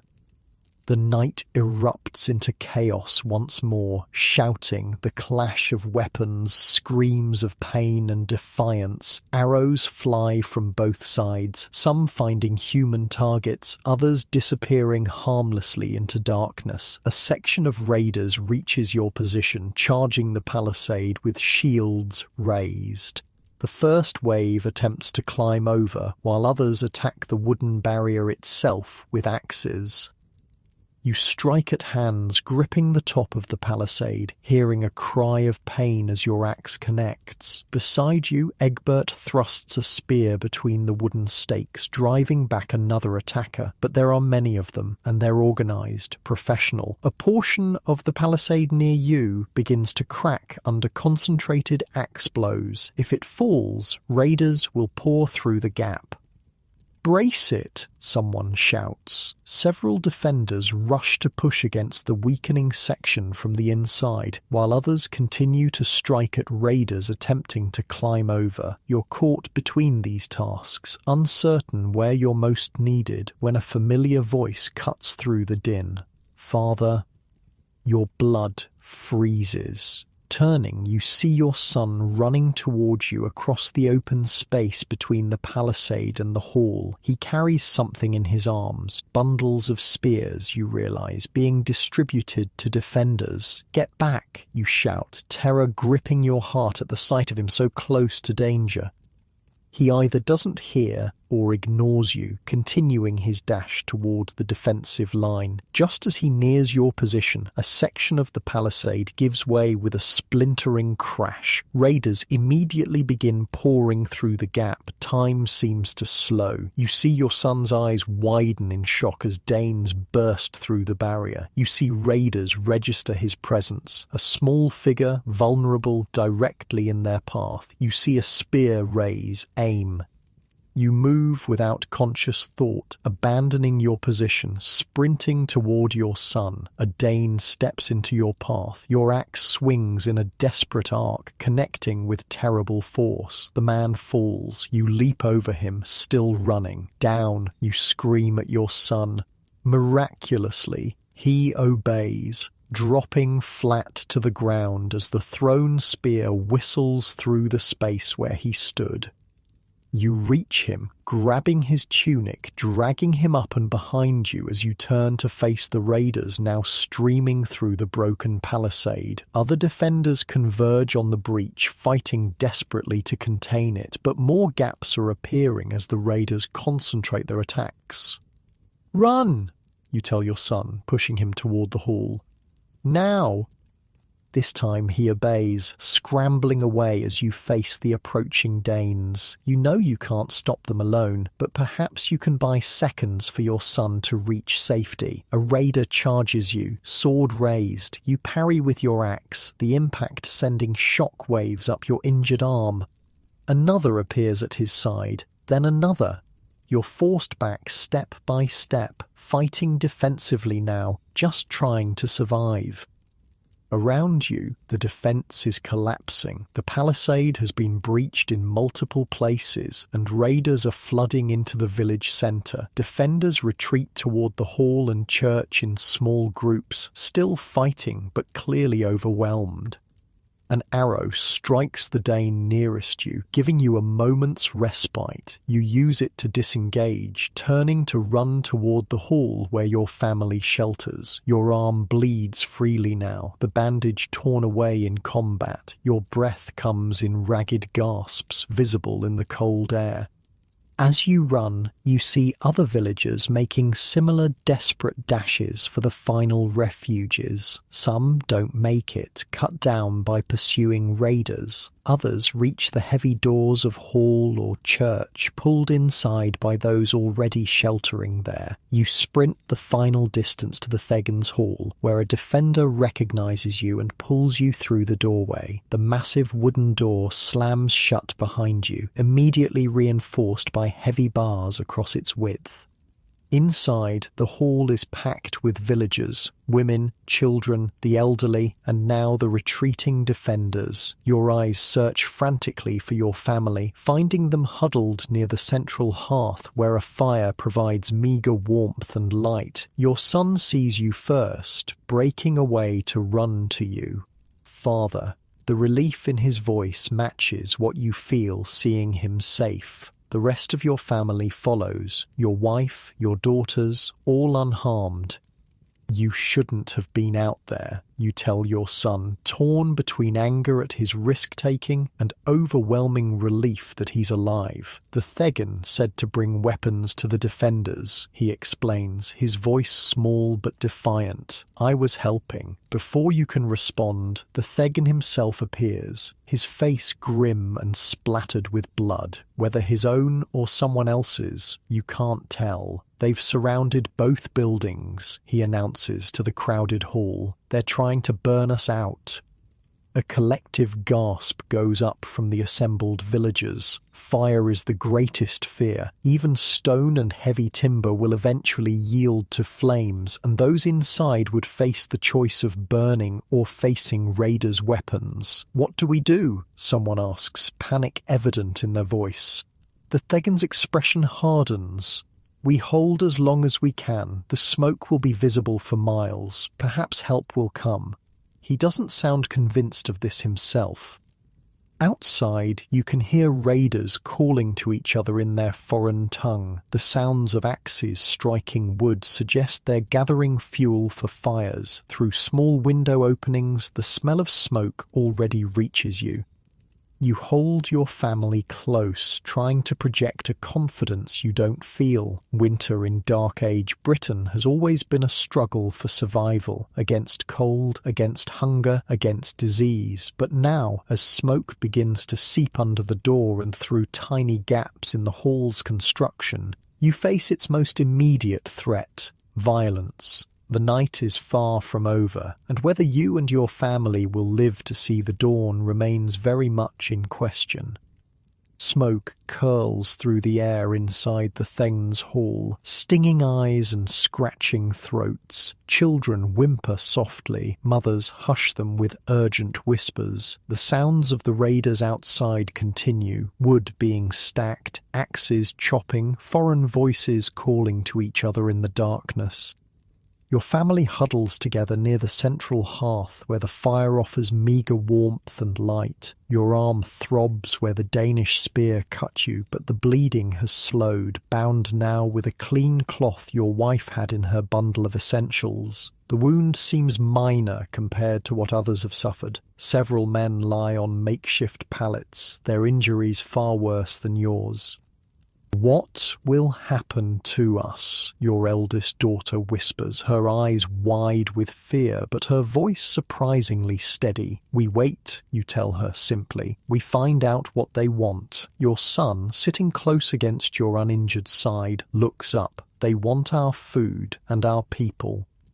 He's right, of course. Raiders come for supplies and slaves, young, strong workers who can be sold in distant markets or put to work on Danish farms. Your son is old enough to understand this reality and brave enough to face it directly. The Theng moves through the crowded hall, speaking quietly with his huskarl and other village elders. Their expressions are grim. Whatever plan they're discussing doesn't inspire confidence. More smoke seeps in under the door and through tiny gaps in the timber walls. Outside, the crackle of flames becomes audible. They've started fires against the hall's exterior. The building won't burn quickly. Its heavy oak timbers are resistant to fire, but eventually the heat and smoke will force you out. Your wife shifts closer, her shoulder against yours. "We could try to reach the hiding place," she murmurs, "when they break in the confusion." It's a desperate plan. The hidden spot in the woods, the old badger den enlarged over generations as an emergency shelter, might offer temporary safety if you could reach it unnoticed. But getting there through raiders and winter darkness with 3 children would be nearly impossible. Before you can respond, a new sound cuts through the tense atmosphere. A horn blast, long and clear, coming from somewhere beyond the village, then another, answered by a third. The raiders' voices outside change tone, alarm replacing confidence. The sounds of fighting resume, but now they come from the village edges rather than directly outside the hall. The Then strides to the centre of the room, raising his voice to be heard over the growing commotion. "The third. The king's men have come."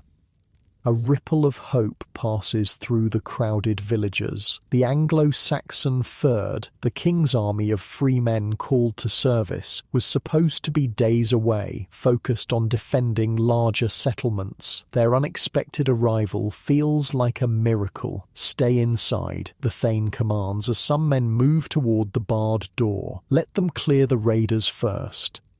The sounds of battle outside intensify. Shouts, the clash of weapons, the thunder of hooves as mounted warriors join the fray. The smoke continues to seep in, but no new fires seem to be lit against the hall's walls. Your youngest daughter coughs, her small body shaking with the effort.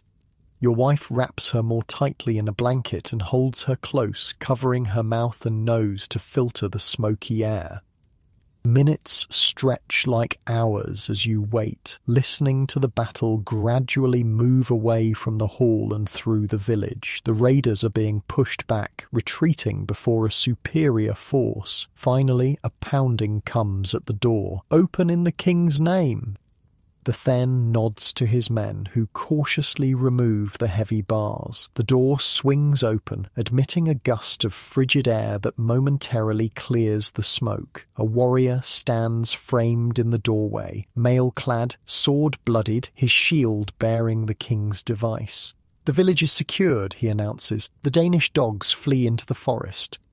A ragged cheer rises from the assembled villagers, relief overwhelming exhaustion and fear. People begin to filter outside, desperate for fresh air despite the cold. You help your family rise, supporting your wife as she carries your youngest. Together, you join the stream of people exiting the smoky hall into the winter night. Outside, the scene is one of controlled chaos. King's warriors, properly armed and armoured fighting men, move efficiently through the village, securing areas and tending to their own wounded. Among them are faces you recognise, men from neighbouring settlements who have answered the fired call. The raiders are indeed gone, leaving behind their dead and some wounded too badly injured to retreat. These sit or lie under guard, their futures uncertain but undoubtedly grim. Your family stands huddled together, breath clouding in the cold air, uncertain what to do next. Dawn is still hours away and the night temperature continues to drop. The hall is too smoke-filled to return to immediately, and your own home's safety is unknown. A king's thane approaches your village's lord, clasping arms in greeting. "We rode as soon as we heard," he says. "A shepherd boy saw their approach and ran to bring word. We were already gathered at Wolfhare's estate, preparing to march east." "Your timing was perfect," your thane responds, genuine gratitude in his voice. "Another hour and they'd have smoked us out." The king's thane nods grimly. They've been hitting small settlements all along the northern border. This is the farthest south they've come. He surveys the village. "Your people fought well. The raiders didn't expect such resistance from farmers." This small praise brings a measure of pride. Your community did stand against professionals, holding long enough for help to arrive. Not a victory exactly, but not a complete defeat either. The immediate crisis past, attention turns to the wounded and to securing the village against any possible return of raiders. The king's men will remain until dawn at least, setting proper watches and helping repair what defences they can in the darkness. Your family, like others, must find shelter for what remains of the night. The Thegn's Hall will need hours to clear of smoke, and the church is already overcrowded with wounded. "We should check our house," your son suggests. "See if it's still standing." It's a reasonable suggestion. The raiders focused their attention on the hall and church where people had gathered, likely leaving outlying homes relatively untouched. With the king's men now patrolling moving through the village should be safe enough.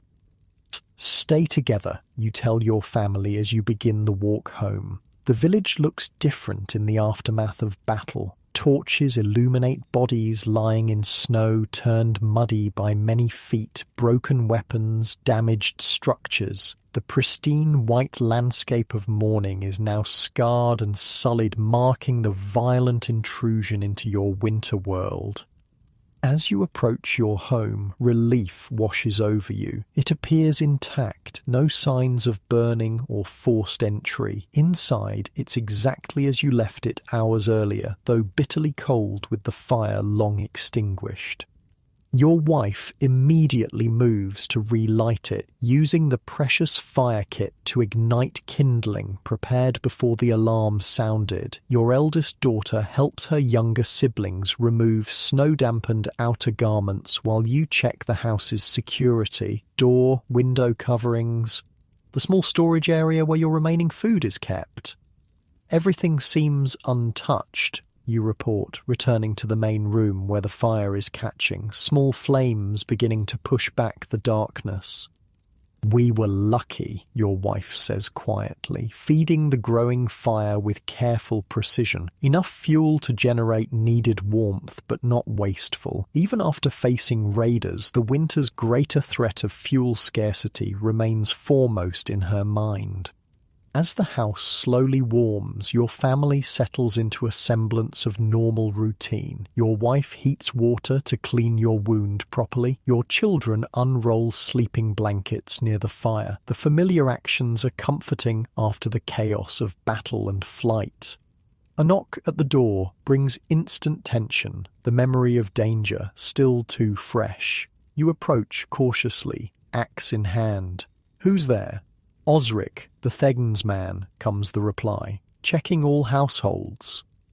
You open the door to find a young man from the village, one of the Theng's household servants now acting as messenger. The Theng asks all to gather at the hall at first light, he says. The king's men bring news we should all hear. You thank him for the message, and he continues to the next house, trudging through snow now trampled and blood-spattered. What news do you think they bring? Your son asks, once the door is closed and barred again. Whether the raiders have truly gone, you speculate, whether more might come. These are the practical concerns uppermost in everyone's mind after such an attack. Your family eventually settles for sleep, though rest comes fitfully after the night's events. You take turns keeping watch. An unnecessary precaution with King's warriors patrolling outside, but the habit of vigilance isn't easily abandoned. Morning arrives with grey light filtering through the window covering. Your home has never felt more precious than it does now. A small shelter, humble by any standard, but yours and still standing when it might easily have been burned.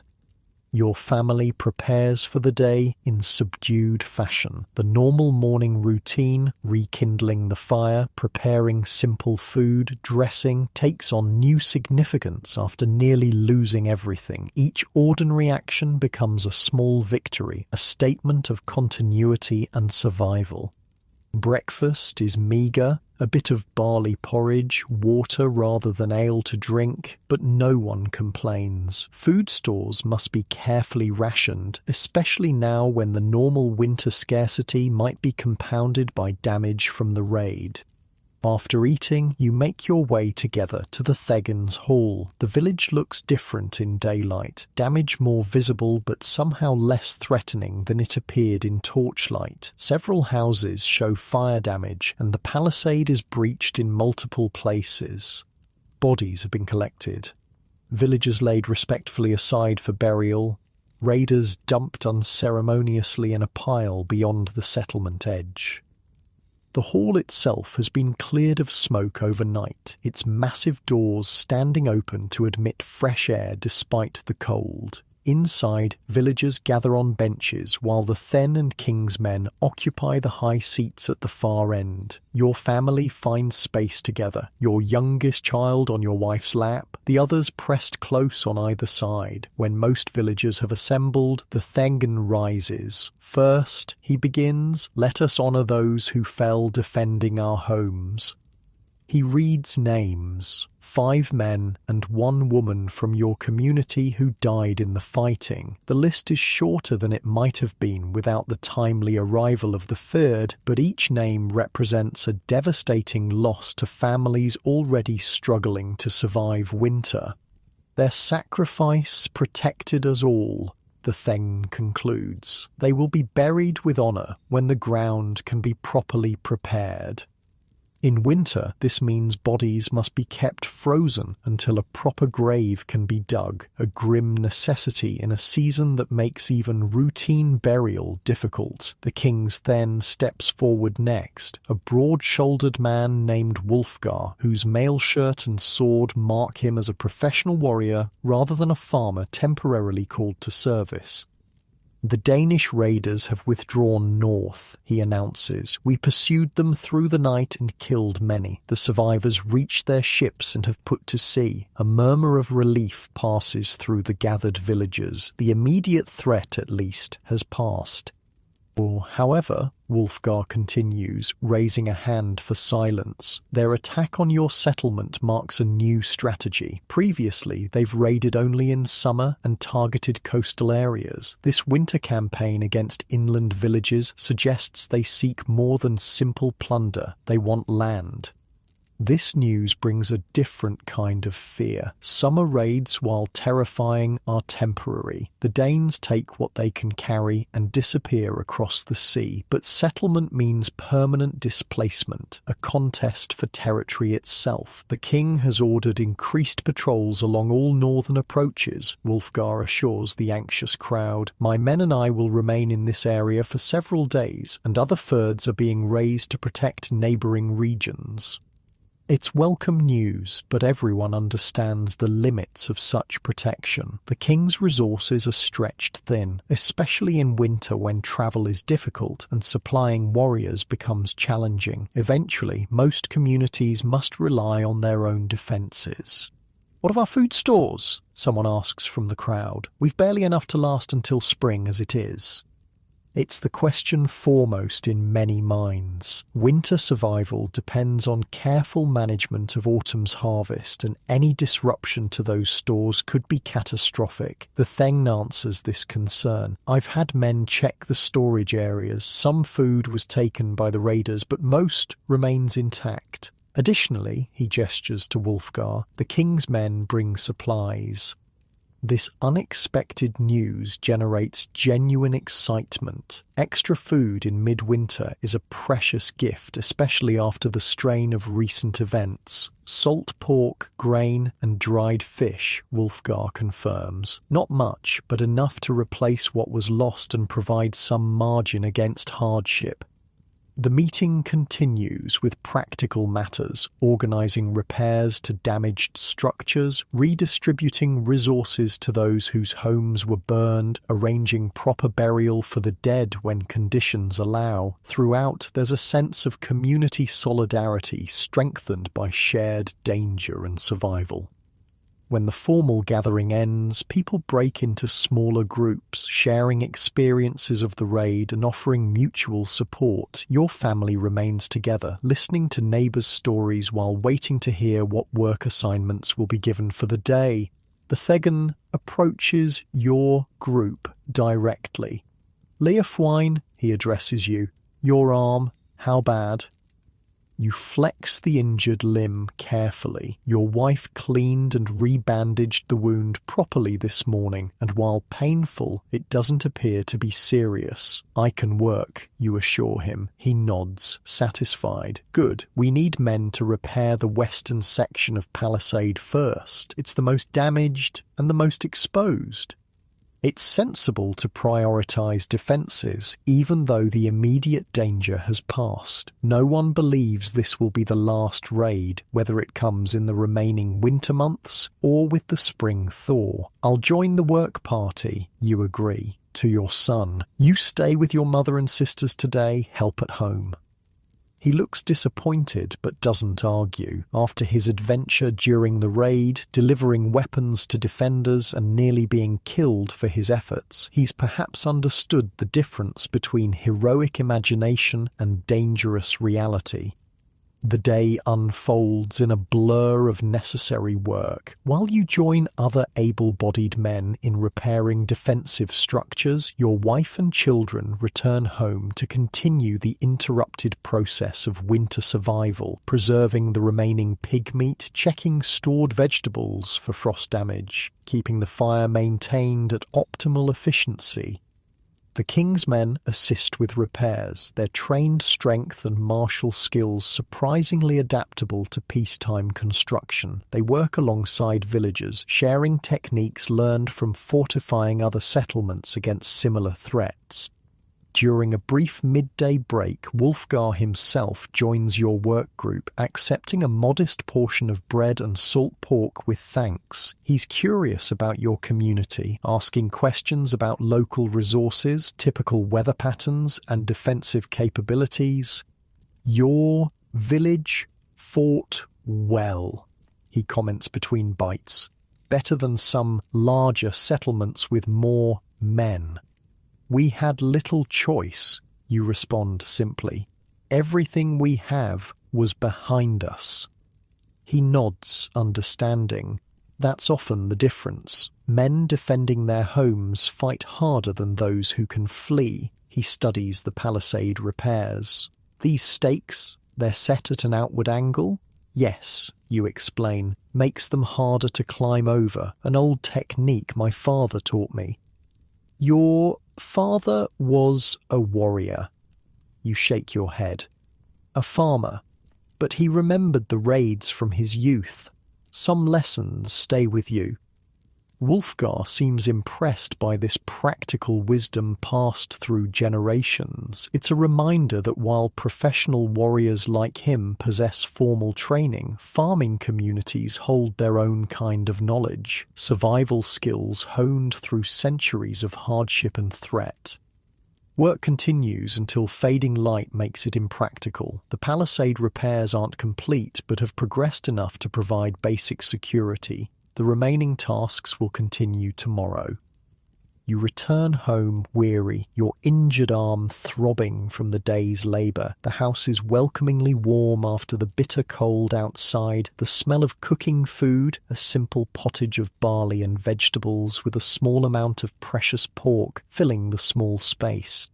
Your family greets you eagerly, each with news of their day. Your wife has traded some of her preserved herbs for 2 extra candles from a neighbour whose home was damaged in the raid and who now stays with relatives. Your eldest daughter helped organise food distribution from the king's supplies, ensuring every household received a fair share.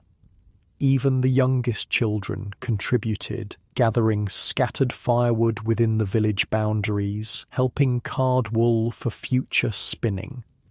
This ordinary domestic scene, family sharing their day's activities around the fire, feels extraordinarily precious after nearly losing everything. The simple fact of being together in your own home, with food cooking and the fire burning, transcends the humble reality of your existence.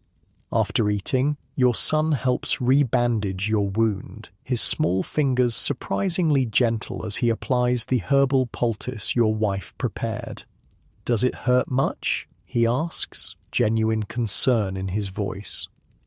"It's healing," you tell him, which isn't quite an answer but satisfies him nonetheless. Evening deepens around your family's quiet activities. Your wife spins wool using a simple drop spindle, the repetitive motion almost hypnotic in the firelight. Your daughter sort dried herbs into small bundles for storage. Your son practices knot tying, a useful skill for everything from fishing to construction.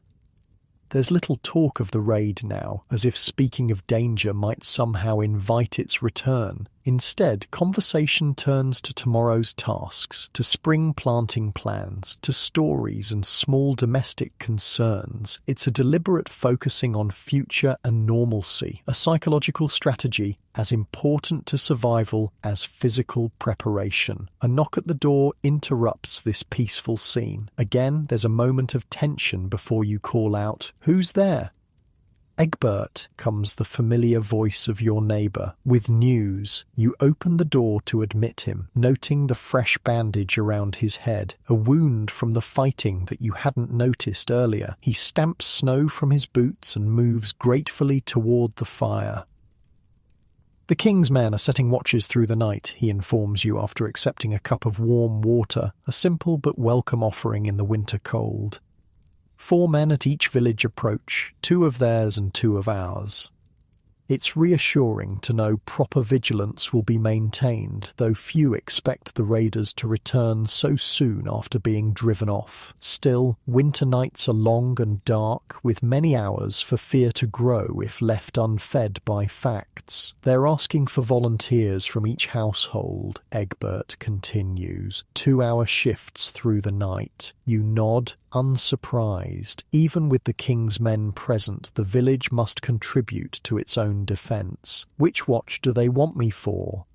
"Middle night," Egbert replies. "From when the moon reaches its height until 2 hours after." He glances at your bandaged arm. "If you're able, I'm able," you confirm. The wound is painful but not debilitating, and watch duty requires vigilance more than physical strength. After Egbert leaves, your wife looks at you with concern. "You should rest that arm. It's only standing watch," you reassure her. "Better than rebuilding palisades." She doesn't argue further, knowing the necessity of contributing to community defence. Instead, she suggests, "Sleep now then, I'll wake you when it's time."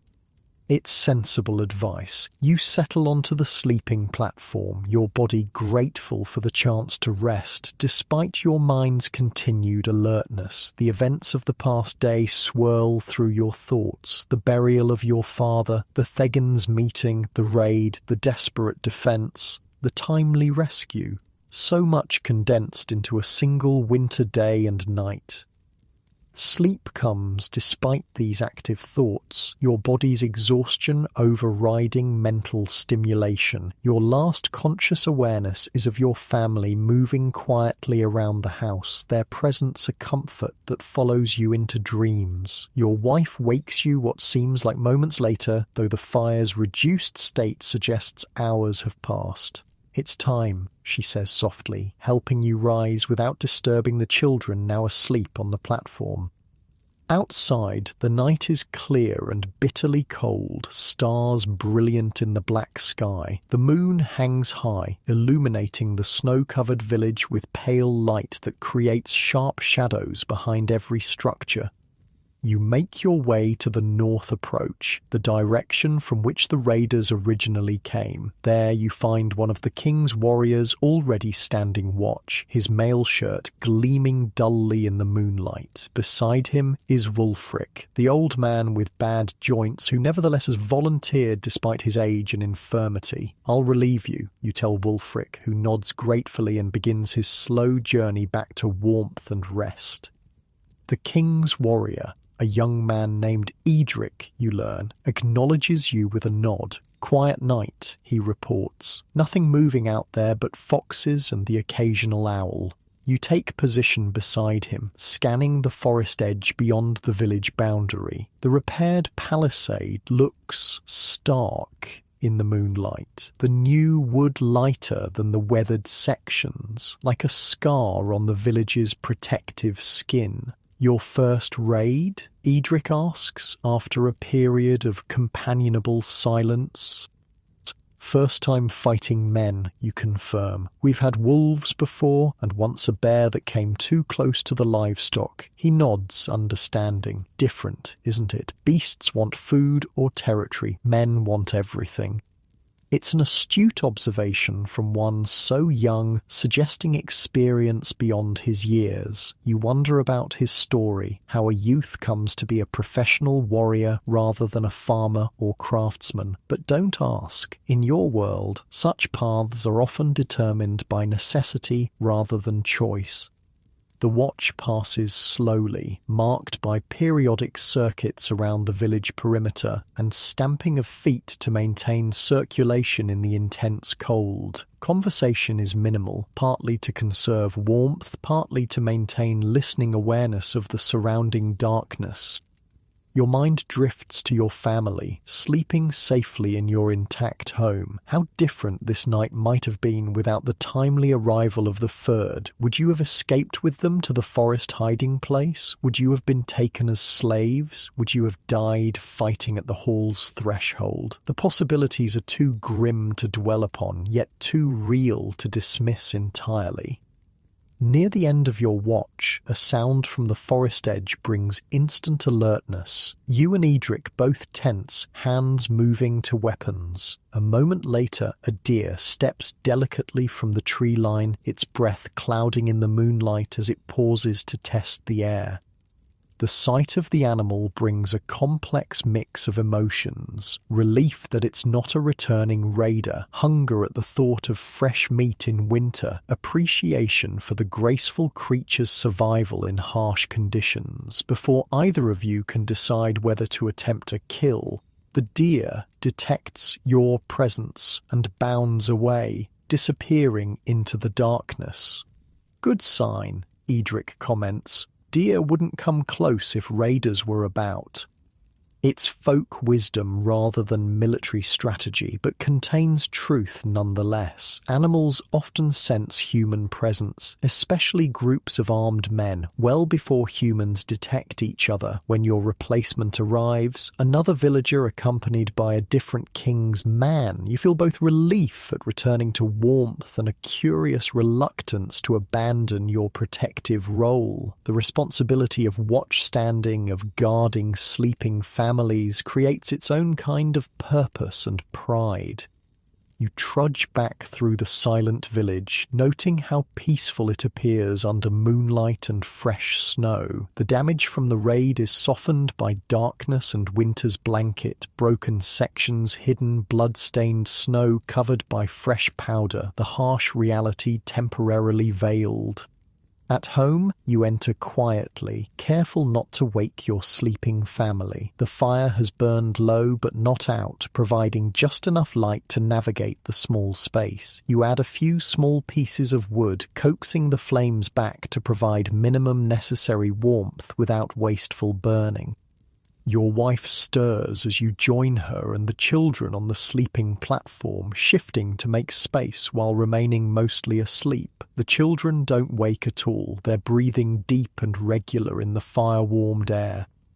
Lying there in the quiet darkness, surrounded by your family, you feel a profound gratitude that transcends the difficult realities of your existence. Winter in Dark Age Britain remains brutal. Cold, hunger, and threat are constant companions. But tonight, in this moment, you have warmth, food, and safety.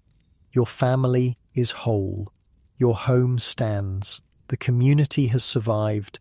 It's enough. More than enough. Sleep reclaims you as the fire settles into steady burning, its light creating dancing shadows on the walls of your small home. Outside, the winter night continues its slow journey toward dawn, the stars wheeling overhead, the bitter cold intensifying as the darkest hours arrive. But inside, wrapped in shared warmth and the simple security of survival, you rest. Tomorrow will bring more work, defense repairs, food management, the constant battle against winter itself. The Danish threat hasn't disappeared entirely, merely withdrawn temporarily. Spring remains distant, with many harsh weeks between now and its arrival. But tonight's sleep comes easily, untroubled by immediate fear, and in Dark Age Britain such peaceful rest is perhaps the truest measure of success, a small victory against the season that kills more surely than any human enemy. The days following the raid settle into a new rhythm, different from the normal winter routine, but with its own pattern of necessity. King's men remain in the village, their presence both reassuring and slightly disruptive. They require feeding from already stretched stores, though they contribute their own supplies to offset this burden. The morning after your night watch, you wake to find your arm stiff and painful, the wound slightly warm to the touch. Your wife examines it with a frown, her experienced eyes recognizing early signs of possible infection. "We need to clean it again," she says, already reaching for her bundle of medicinal herbs, "and I'll make a different poultice." You submit to her ministrations without complaint, knowing that even minor wounds can become deadly if infection takes hold. She washes the cut thoroughly with water heated over the fire, then applies a mixture of herbs ground into a paste. Some you recognize as having been traded from travelers who brought them from distant regions. The sharp, clean scent cuts through the normal smoky air of your home. "Keep it dry today," she instructs as she rewraps the bandage. "No heavy work if you can avoid it." It's sensible advice, though difficult to follow when there's so much repair work needed. Still, you promise to be careful. In your world, an infected wound that progresses to blood poisoning is essentially a death sentence. No surgeries or antibiotics exist to save you. Prevention is the only medicine that truly works. Outside, the village is already active despite the early hour. The king's men have organised work parties more efficiently than the Thern alone could manage, their military experience translating well to civilian emergency response. Groups focus on specific tasks: palisade repairs, house reconstruction for those whose homes were damaged, clearing and burying the dead raiders beyond the village boundary. You're assigned to a food inventory team, lighter work that accommodates your injured arm. Together with several other villagers, you check each household's remaining stores, combining this information into a comprehensive understanding of the community's food situation. It's delicate work, requiring tact and honesty in equal measure. No one wants to reveal exactly how much they have, yet everyone understands the necessity of accurate information for winter survival.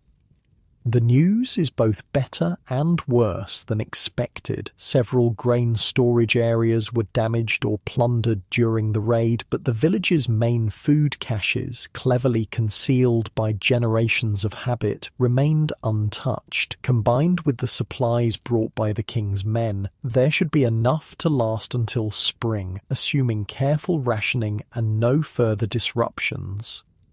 By midday, you've completed the inventory and reported to the Thegn and Wulfgar, who consult together over the information. Their conversation is low but intense, discussing contingencies and distribution plans that might become necessary as winter deepens. Your arm needs rest, the Thegn observes, noting how you hold it carefully against your body.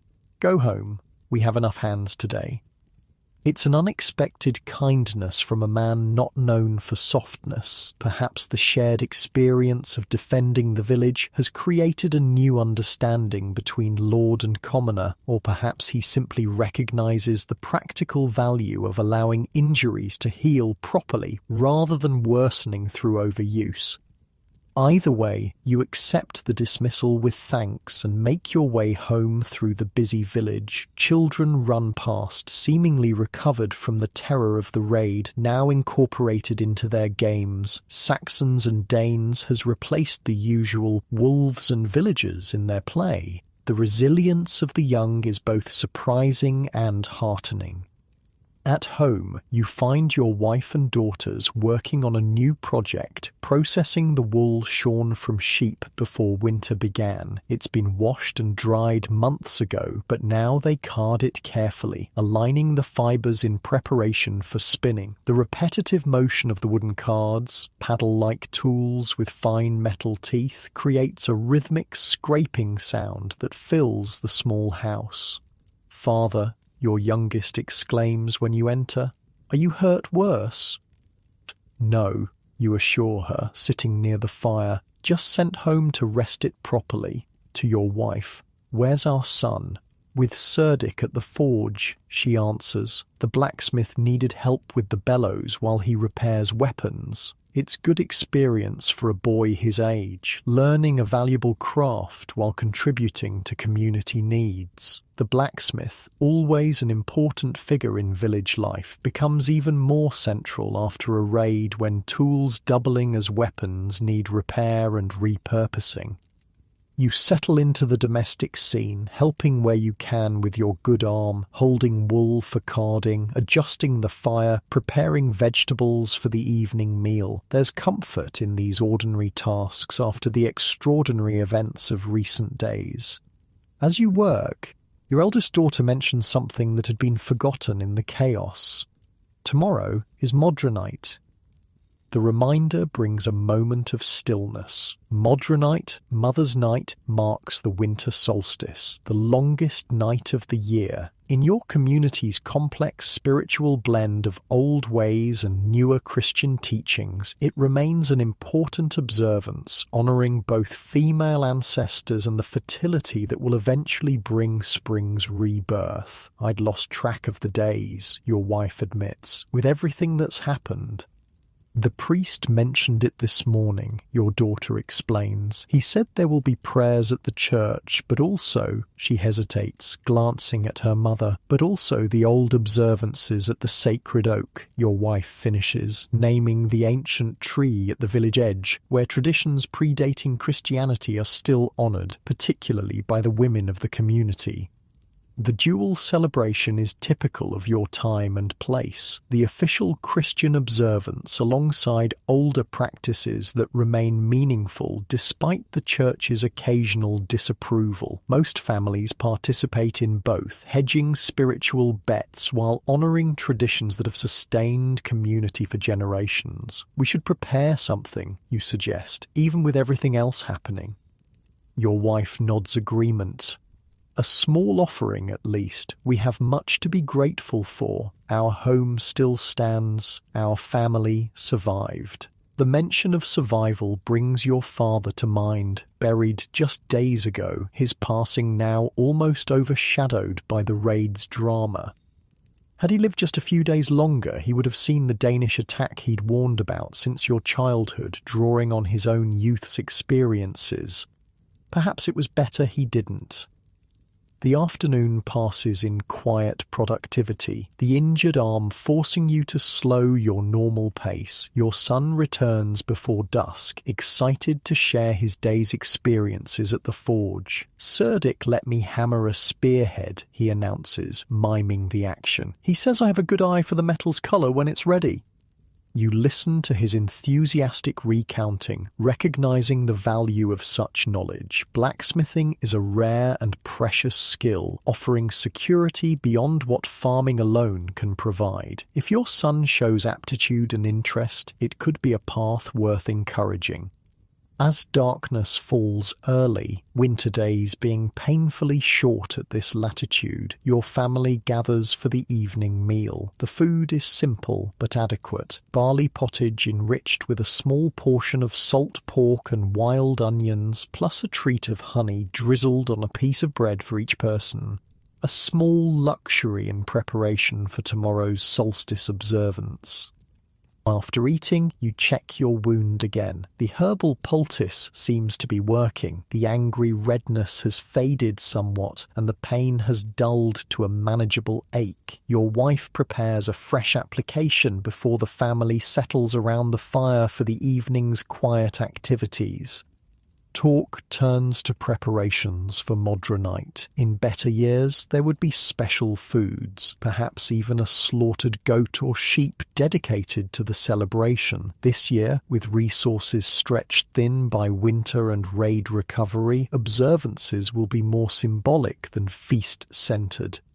"We still have the small jar of mead," your wife reminds you, referring to the fermented honey drink saved from autumn for special occasions. Enough for each to have a sip in remembrance. Your daughters discuss what they might bring to the sacred oak as offerings, traditionally small handcrafted items or food morsels dedicated to female ancestors and the forces of fertility. Your youngest daughter has been working on a simple doll made from scraps of cloth, which she now retrieves from her sleeping area to show. "It's for grandmother," she explains solemnly, referring to your mother who died years ago when this child was just an infant, "so she can watch over us like grandfather does now." The innocent blending of Christian afterlife concepts with older ancestor worship is typical of your time. Theological distinctions matter less to ordinary people than the comfort of believing loved ones continue to protect family from beyond death. Your son, less interested in these feminine preparations, whittles a small piece of wood by firelight, shaping it with careful concentration. When asked what he's making, he shrugs. "Just practicing," but you notice the emerging form resembles a tiny sword, his mind still on the recent conflict and perhaps his future role in protecting the community. The evening deepens into full night. Outside, the sounds of the village grow quieter as people retreat to their homes, conserving precious fuel and seeking warmth against the intensifying cold. Only the occasional call of the watch, king's men and villagers still maintaining vigilance, breaks the silence. Your family prepares for sleep much as they do every night, yet with the awareness that tomorrow marks the year's darkest day, followed by the gradual return of light. It's a powerful symbol in your world, where winter darkness represents very real dangers of cold, hunger, and isolation. "Tell us a story, Father," your youngest requests as everyone settles onto the sleeping platform. "About Modronite from before." It's a familiar request. Children in your time learn through stories rather than writing, history and wisdom transmitted orally across generations. You consider which tale might be appropriate, settling on one your own father told you about the mothers, the female ancestors and protective spirits honoured at the solstice. Long ago, you begin, your voice dropping into the rhythmic cadence of storytelling. Before the Christ God came to our lands, our people knew that the darkest night of winter was when the veil between worlds grew thin. It was then that the mothers, those women of our blood who had passed beyond, could hear us most clearly and offer their protection through the dark months ahead. Your children listen raptly, even the older ones who've heard versions of this tale before. In a world without books or other entertainment, stories never grow truly old, especially when connected to imminent observances. On this night, women would gather at sacred places, groves, springs, ancient stones, to leave offerings and speak the names of those who came before. They would ask for fertility to return to the frozen earth, for safe passage through winter's dangers, for the sun's rebirth after its seeming death. You continue the tale, describing rituals only half remembered from your own childhood, practices that have evolved and blended with Christian teachings over generations. The fire cracks occasionally, punctuating your words, while outside the wind picks up, whistling around the house's corners and rattling the door in its frame. By the time you finish, your youngest is already asleep, her breathing deep and even. The others drift towards slumber as well, the story having done its work of transitioning them from day's activities to night's rest. You bank the fire carefully for the night, ensuring it will last until morning without needing attention. The proper management of fire is perhaps the most essential winter skill. Allowing it to die completely means difficult rekindling in the morning, while leaving it too vigorous wastes precious fuel and risks sparks. Sleep comes easier tonight than in recent days. The immediate danger has passed, your arm is healing, and tomorrow brings an observance that connects your family to both ancestors and community. Even in the depths of winter darkness, these threads of continuity provide comfort. Morning arrives with heavy grey skies promising snow. Your family rises to the familiar winter routine, rekindling the fire, breaking ice in the water bucket, preparing the simplest of breakfasts to conserve food. Yet there's an undercurrent of anticipation for the day's observances that lifts the usual winter lethargy. Your arm feels notably better, still painful when moved carelessly, but the worrying heat has faded completely. Your wife examines it with approval before applying a fresh poultice and bandage. "Good healing," she pronounces. "Keep it clean one more day and you can return to normal work tomorrow."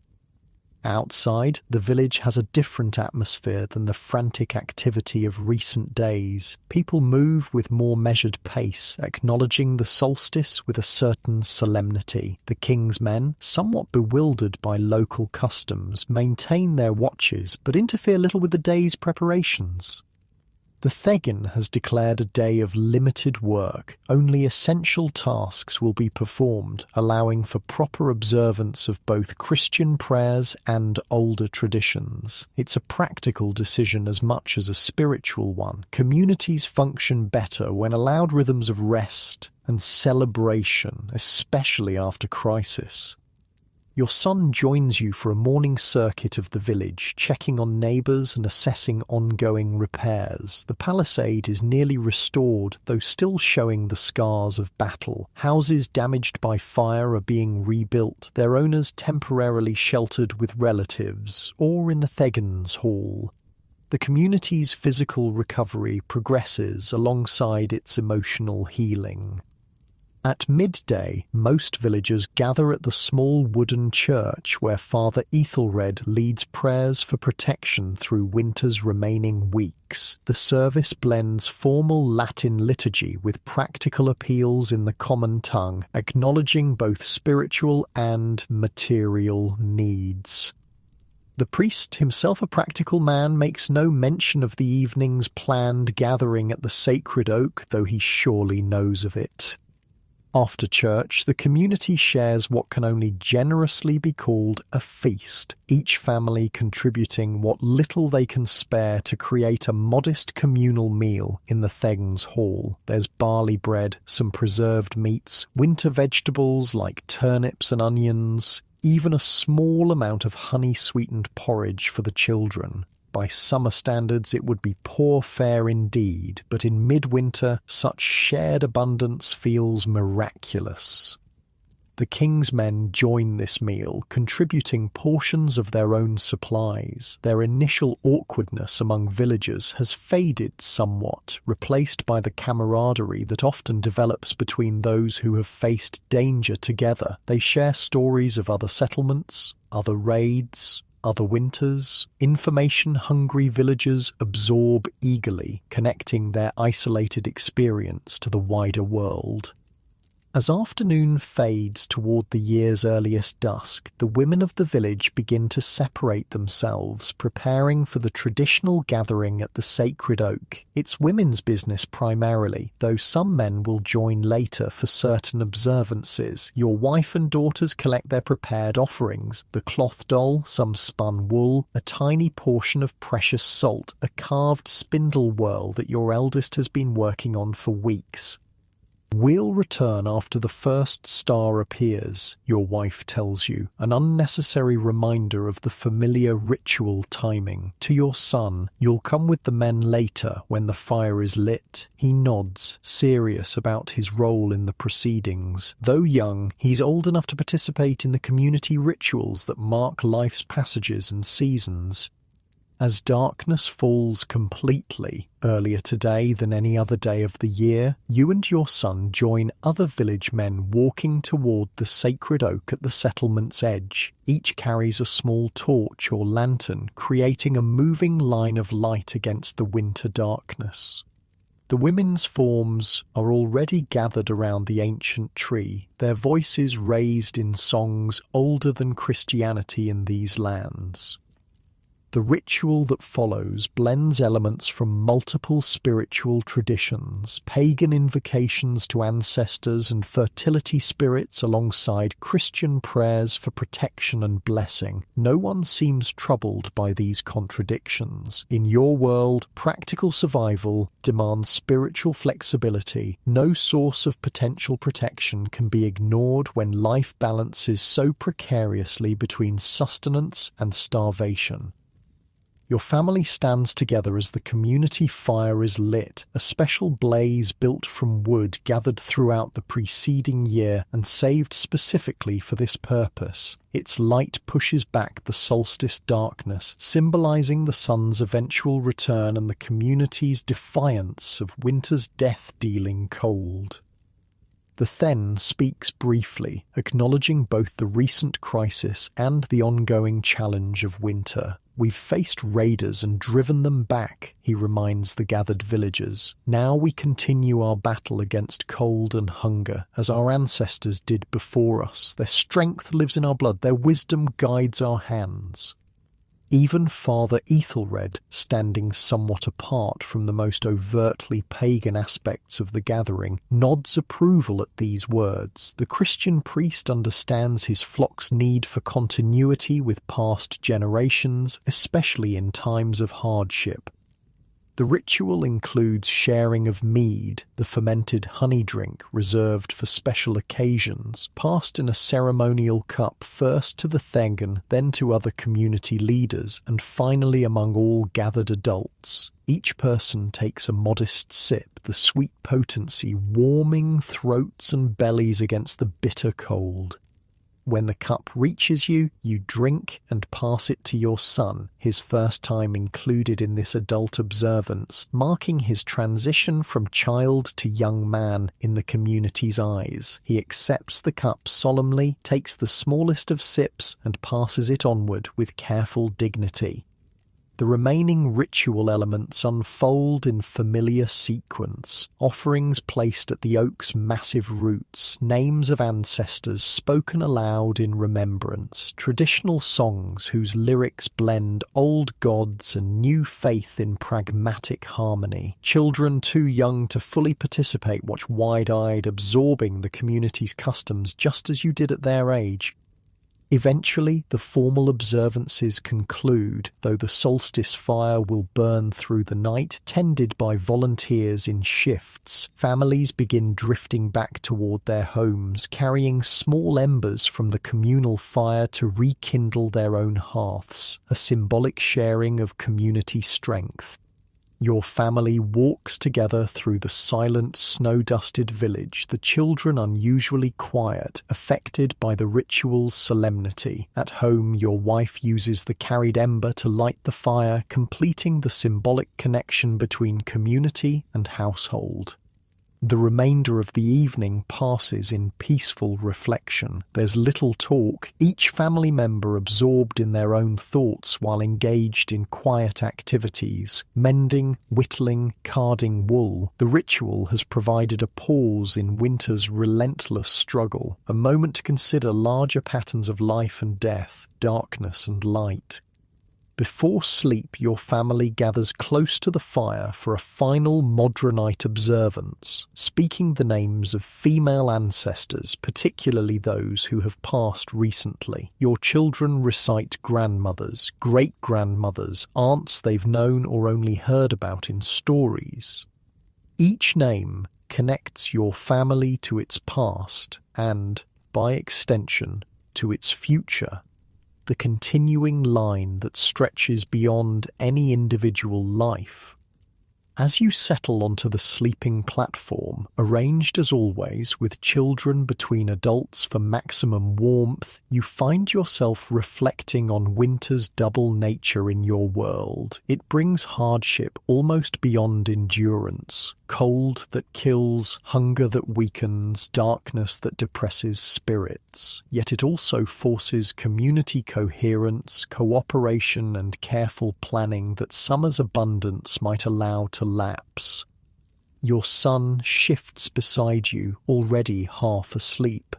"Father," he murmurs, "when spring comes, will the raiders return?" The question hangs in the darkness, impossible to answer with certainty. "Perhaps," you reply honestly, "but we'll be ready, and stronger for what we've learned." He seems satisfied with this response, his breathing soon deepening into sleep. One by one, your family members drift off, wrapped in shared warmth against the solstice night, the year's longest darkness before the gradual return of light.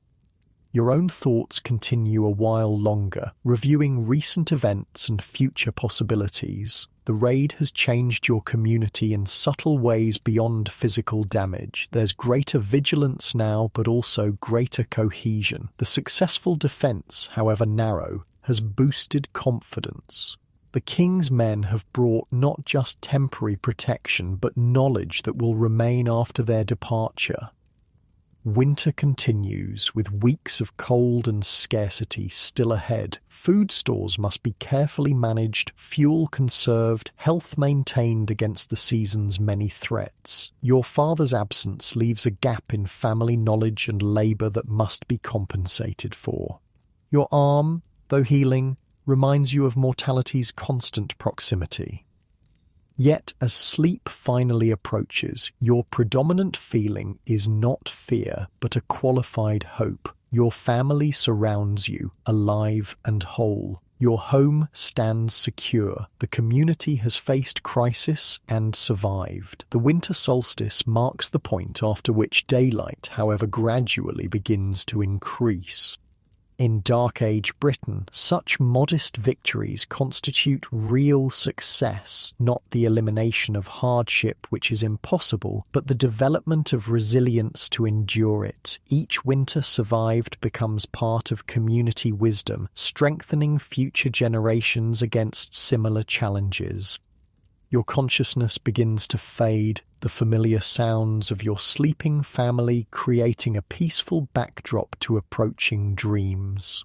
Outside, the solstice night reaches its midpoint, the darkness as complete as it will ever be, yet already containing the promise of returning light. And so winter continues in your small corner of a world emerging from its darkest age, difficult, dangerous, demanding everything from those who would survive it, yet also punctuated by moments of beauty, community, and primitive comfort that make the struggle worthwhile. As you drift into sleep, one final thought surfaces, that perhaps, someday, your descendants will live in a world where winter brings inconvenience rather than mortal peril, where homes are warm regardless of outside temperature, where food remains plentiful through all seasons, where raiders are historical curiosities rather than immediate threats. It seems impossible, yet the world has changed before. The Romans came and went. Christianity replaced older gods. Knowledge is lost and found again. Perhaps a future exists where the brutal reality of Dark Age winter becomes simply a story told for entertainment. Exotic, distant, fascinating, precisely because it no longer threatens. Such thoughts dissolve as sleep claims you completely, your body relaxing into the simple animal comfort of warmth and family on the year's longest night. Tomorrow will bring its own challenges, more repairs, continued vigilance, the endless work of winter survival. But for now, rest comes easily, carrying you away from consciousness into dreams of spring's eventual, inevitable return.